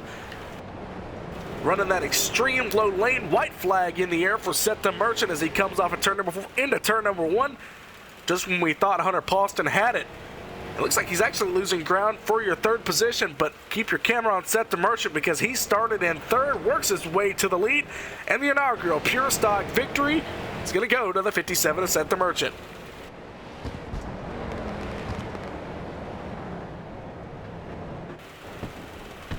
Good race for the victory, but I would doubt that Hunter Poston is happy with that result. You see a little bit of a love tap on the 89 machine between he and the 58, so the 58 not happy about those series of events. You may want to keep your cameras on it for the rest of the season because that 58 is going to be trying to avenge that loss in the later parts of the season. Down on victory lane with Seth the Merchant. Seth, you walk away with the first victory of the Pure Stock season. Congratulations. Thank you. Well, just when we thought Hunter Poston had it, he was pulling away, but you got clear of Jeremy Adams, and you just started working that high side. Did you think you could pass him up there? I mean, you made the attempt once or twice, but it just didn't seem to hang. Do you think if you had made it just right, you could have been able to work your way around him? Yeah, as long as I could stay beside him, it would take his exit away enough where I could roll off, and I think I would have been able to clear him there if the incident one wouldn't have happened. But glad we could get it done and go for 2 for 2. All right, well, congratulations, Seth, and good luck in the pro late model race. How's your car for that one? Really good. If we can get that one too, I think it's going to be really close between me, Jeremy, Christian, all the guys events here, and maybe get 3 for 3 here in the dirt. That's Seth the Merchant trying to go 3 for 3 tonight. It's going to look forward to seeing him in the pro late model division. Seth, good luck to you, and I'll see you down on the track. Thank you. All right, ladies and gentlemen, we're going to throw it to commercial break real quick and get set for your pro late model division event here from Lanier International Speedway.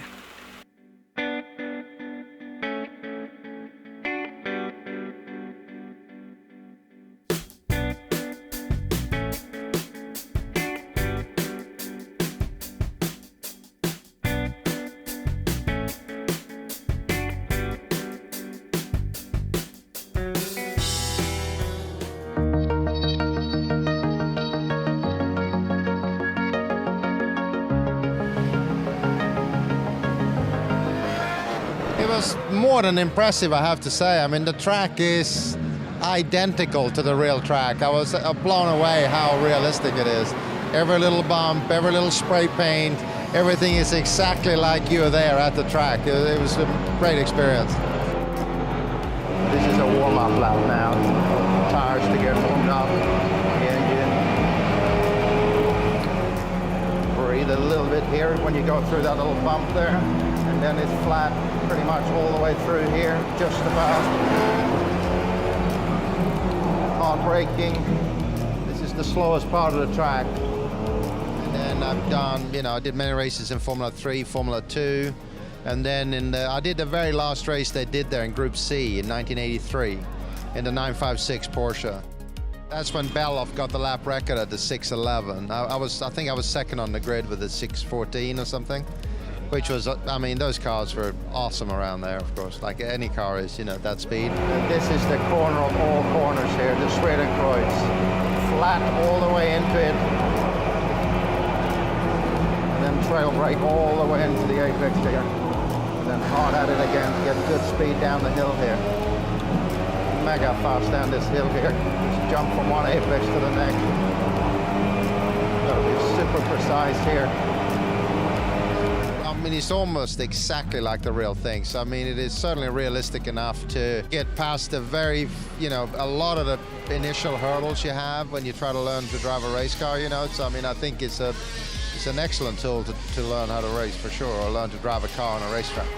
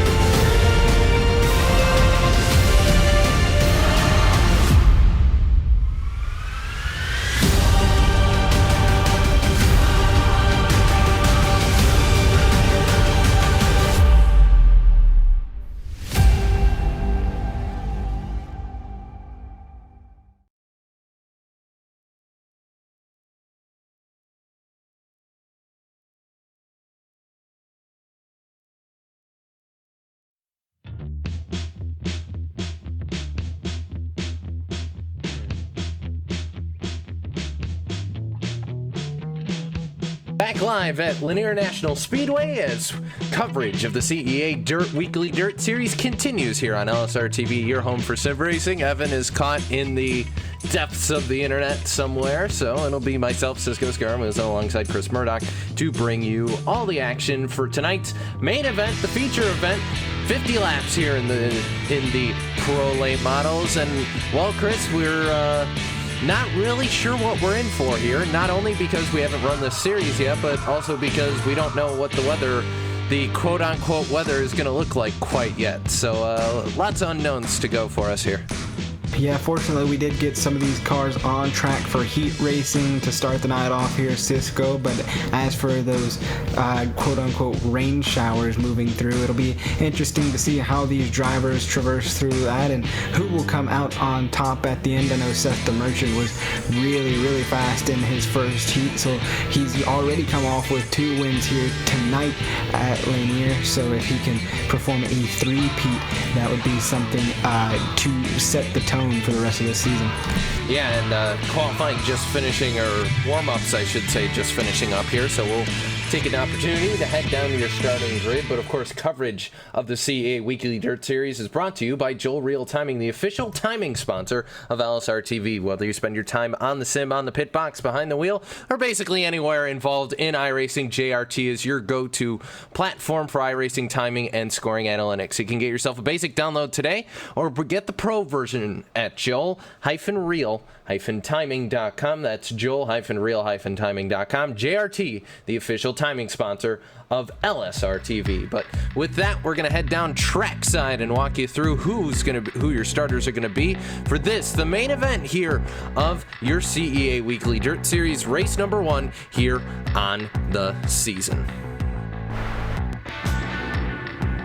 The Merchant going to lead him off here on the inside pole, and to his outside going to be Jeremy Adams in the 89. Starting third is going to be Christian Peterson. John Lyday going to start 4th. 5th going to go to Gabe Wood. 6th to John Hine. 7th going to go to Eric Spencer. 8th to Scott Austin. 9th going to go to Rory Blum, and rounding out your top 10 going to be Reed Rundell, with Sean Cross making up the last car on the field in 11th. But cars getting ready, well, they're raring to go right now, Chris. We were kind of stationary there for a little bit, had some action with the pure stocks, but now we're getting set here for some real-time 50 laps racing here, and some cars that I think are a little bit more catered to this sort of thing.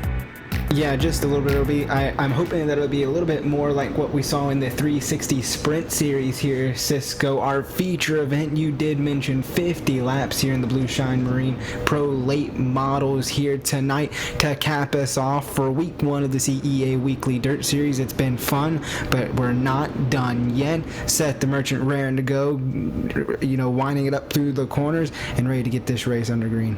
Yeah, he is. He's nearly flipping the car as he does it, but you can tell Seth the Merchant is ready to get this race underway. The iRacing.com not Ford Mustang, Chevrolet Silverado knockoff pace truck gonna head to the safety of pit road. Field in the control of the Peterson Irrigation Pro Late Model, and we're racing here from Lanier. Green flags in the air. Side by side for first as Adams tries to work that high line on Seth the Merchant. Not going to get anywhere so far. Contact between the 57 and the 89. Going to send the 89 around the 57. Now the 57 of Seth the Merchant has to battle with Christian Peterson as they're off in the corner. Yeah, 89's going to be able to get a little bit of a lead. There goes Peterson down to the inside. And meanwhile, side by side for 4th. Down to the inside is Gabe Wood. He'll take the inside line under John Lyday, and they're side by side behind contact. 75 John Hine going to hold on to it as the number 4 of Eric Spencer dives under the 22 Elide. Still side by side for second is Christian Peterson inside of Seth the Merchant. How about 3 wide for your race lead here, Cisco? The 89 of Jeremy Adams going to power through, but still Christian Peterson lurking on the inside of Seth the Merchant. Seth the Merchant trying to work that middle line, get the run off the corner, but it's not going to happen. Still side by side off of the corner. 3 wide amongst the teammates on the top side. The 89 of Jeremy Adams, Seth the Merchant in the middle. Christian Peterson going to fall on a line there, so they'll maintain side by side. No, they'll stay 3 wide. So they head through 1 and 2 once again. Peterson not able to hang tough though, as Jeremy Adams still trying to make the outside line work. They come out of turn number 4 here and going to start lap number 6 this time, but still down to the inside. Seth plugging away down there, trying to make things happen. Peterson, nowhere to go, has to hold off as now Adams tries to get the outside line back going, but Seth the Merchant going to be your leader coming into turns 3 and 4 as now they approach lap traffic. The first time tonight we've seen them approach lap traffic, so we'll see how they traverse that. Seth the Merchant around John Lyday. Now here comes the 89 of Jeremy Adams. Seth the Merchant opening up and getting a sizable gap on that 89 of Jeremy Adams. Yeah, Jeremy Adams continuing to hang tough with the leader. Christian Peterson kind of falling out of the zip code right now. He's losing time and falling back into the clutches of Gabe Wood in 4th. Then meanwhile in 5th, you got Scott Austin just about a car length ahead of Eric Spencer, and you got John Hine back there as well trying to fight it out, but it's evened out at least for the moment. Lap traffic in the way for Seth the Merchant. He just got past the 22 of John Lyday. Next up on the plate here for Seth the Merchant going to be the 72 of Rory Blum as they thunder through 1 and 2. And they're doing a great job now going through 3 and 4, traversing this lap traffic. Contact between the 57 and the 72. The 72 quickly pulls off track, but not going to be quick enough as the first caution here in the late model division comes out. Seth the Merchant clipped that 72 machine, and Rory Blum cannot get off the track fast enough, and the race control felt the need to throw the caution flag here. Cisco so going to slow him back down for the first time here tonight, and man, was that an opening run or what? Well, I tell you what, the pit crews had to dive for safety there because they had a pro late model basically flying at him. He took out one of the war wagons on pit road, so you could tell it was trying to just get off the racing surface, but race control going to throw the caution there to slow us down for the first time tonight here at Lanier in your Blue Shine Marine pro late model feature here on LSRTV. Seth the Merchant continuing to lead right now, has done an amazing job and has been battling out with his 2 teammates so far. It's been a great battle to watch, but has been in basically control of this race. Looks like so far about half of it. This is 8th lead lap here of the day so far, and just getting ready to wind things back up. The car's beginning to stack up side by side. We're going to get the lights off on the pace truck this time. Field going to be in the control of Seth the Merchant as we come through turns 3 and 4 once again. The pace truck going to head to pit road. Peterson irrigation colors on the front row, and Seth the Merchant, that black and red machine, he's going to get the green flag. We're green from Lanier back to turn number 1. Cars winding down out of turn 2. You see a battle for second right now. Christian Peterson, Jeremy Adams, but it's all Seth the Merchant up front right now. Meanwhile, just behind them, Scott Austin, Gabe Wood, and that 00. Look at Gabe getting rocketing off the outside line. That's a phrase that you'll hear a lot tonight because he's had that outside line hooked up all night long and making it even better in the process as the pace or the caution comes back out and the pace car, or pace truck, I should say, rolls back out on the racetrack. More problems for one of the other Finseer drivers. John Lyday, 22, goes around after what looks like a little bit of contact there with the 41. We'll get a second look at it here on the replay cam.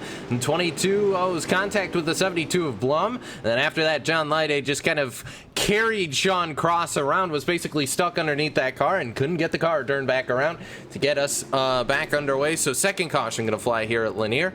And with that, going to slow us down one more time. And the 3 teammates continue to lead. It's the 4th teammate of that group goes down in that accident, but Lyday still very much trying to hang on to the end of this. There goes Rory Blum. He'll get back on the lead lap here and still have a shot to get himself within the top step here if he can run back through the rest of your field. But waiting to see when the lights go off on the pace truck.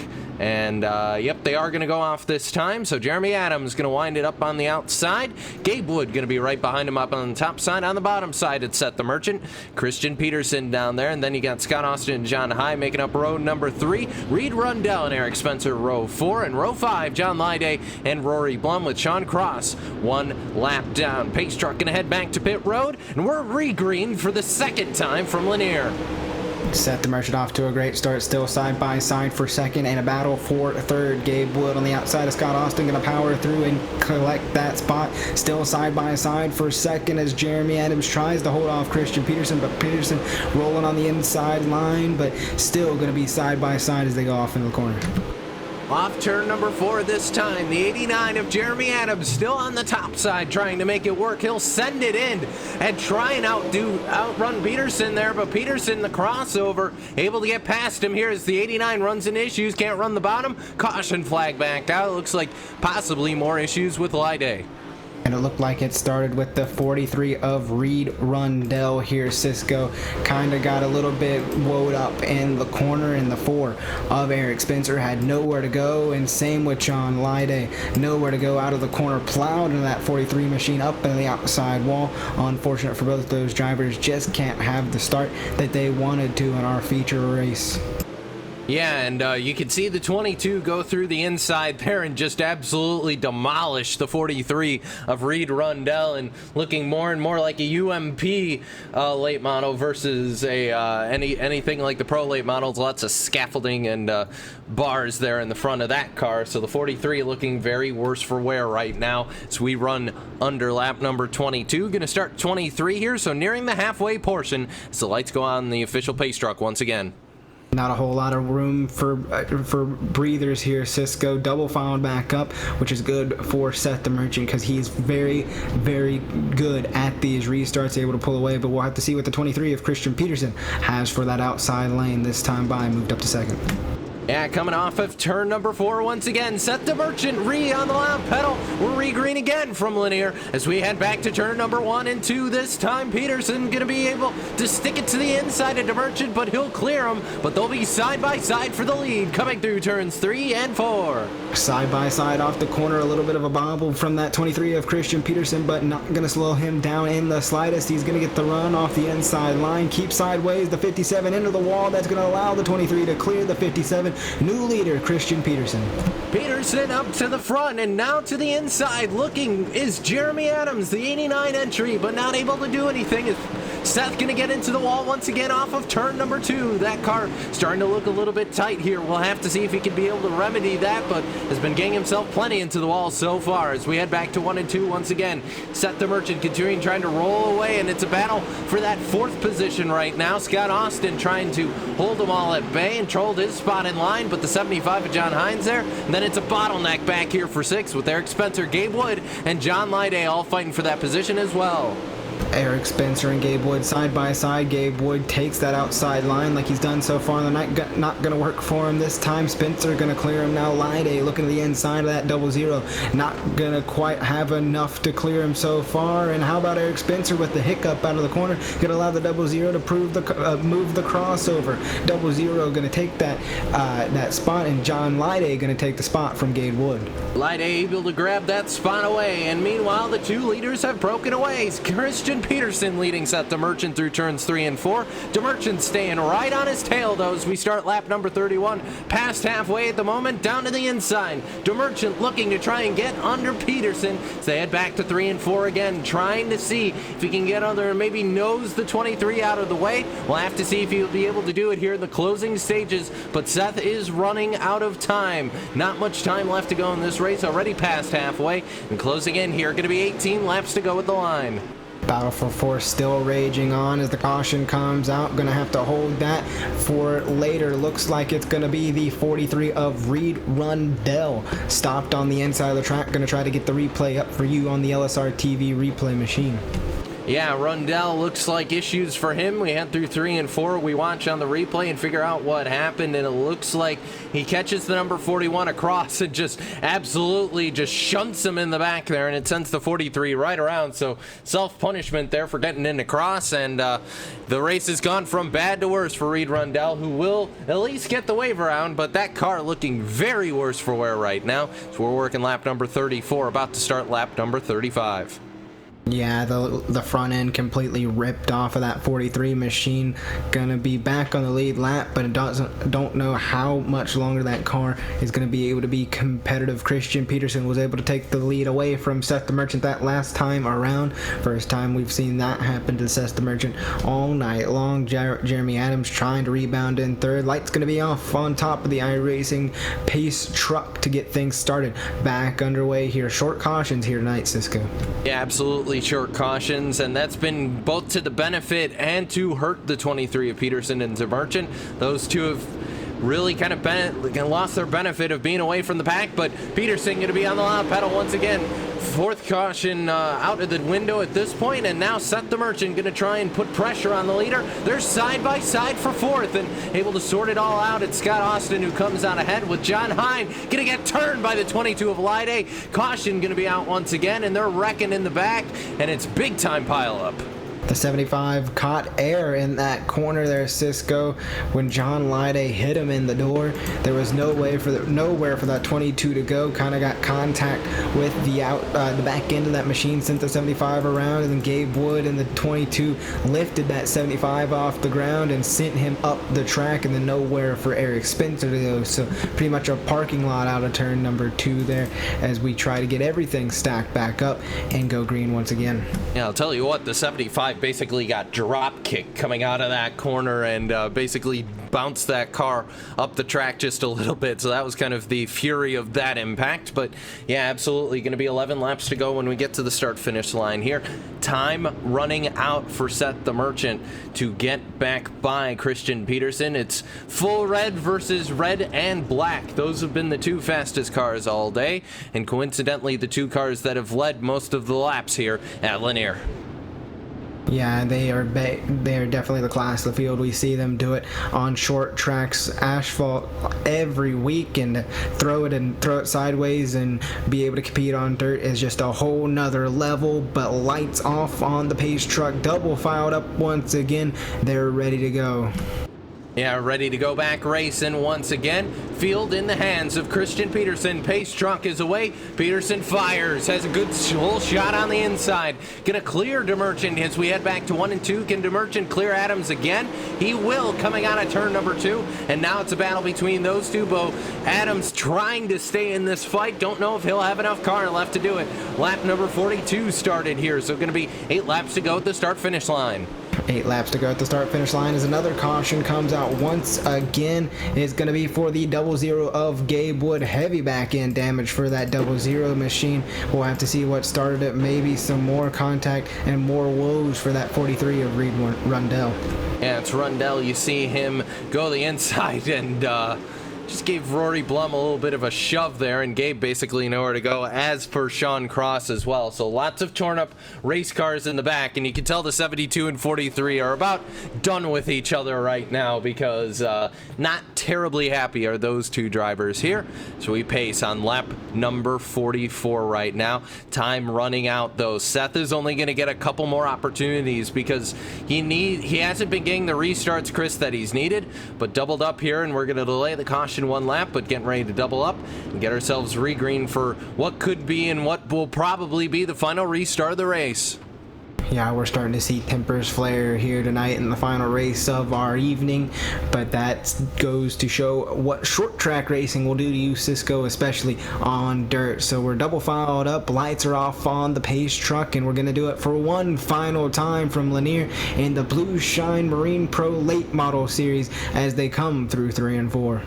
3 and 4 for what will be the final time, because if we get another caution, this thing's over. Green flag in the air, and Seth the Merchant trying to make it work on the outside. He'll stick a nose in up there as they apex off turn number 2, the block by Peterson. Gonna shove the 57 of the Merchant into the wall. Down to the inside goes Jeremy Adams. They come off the corner, 4 laps to go.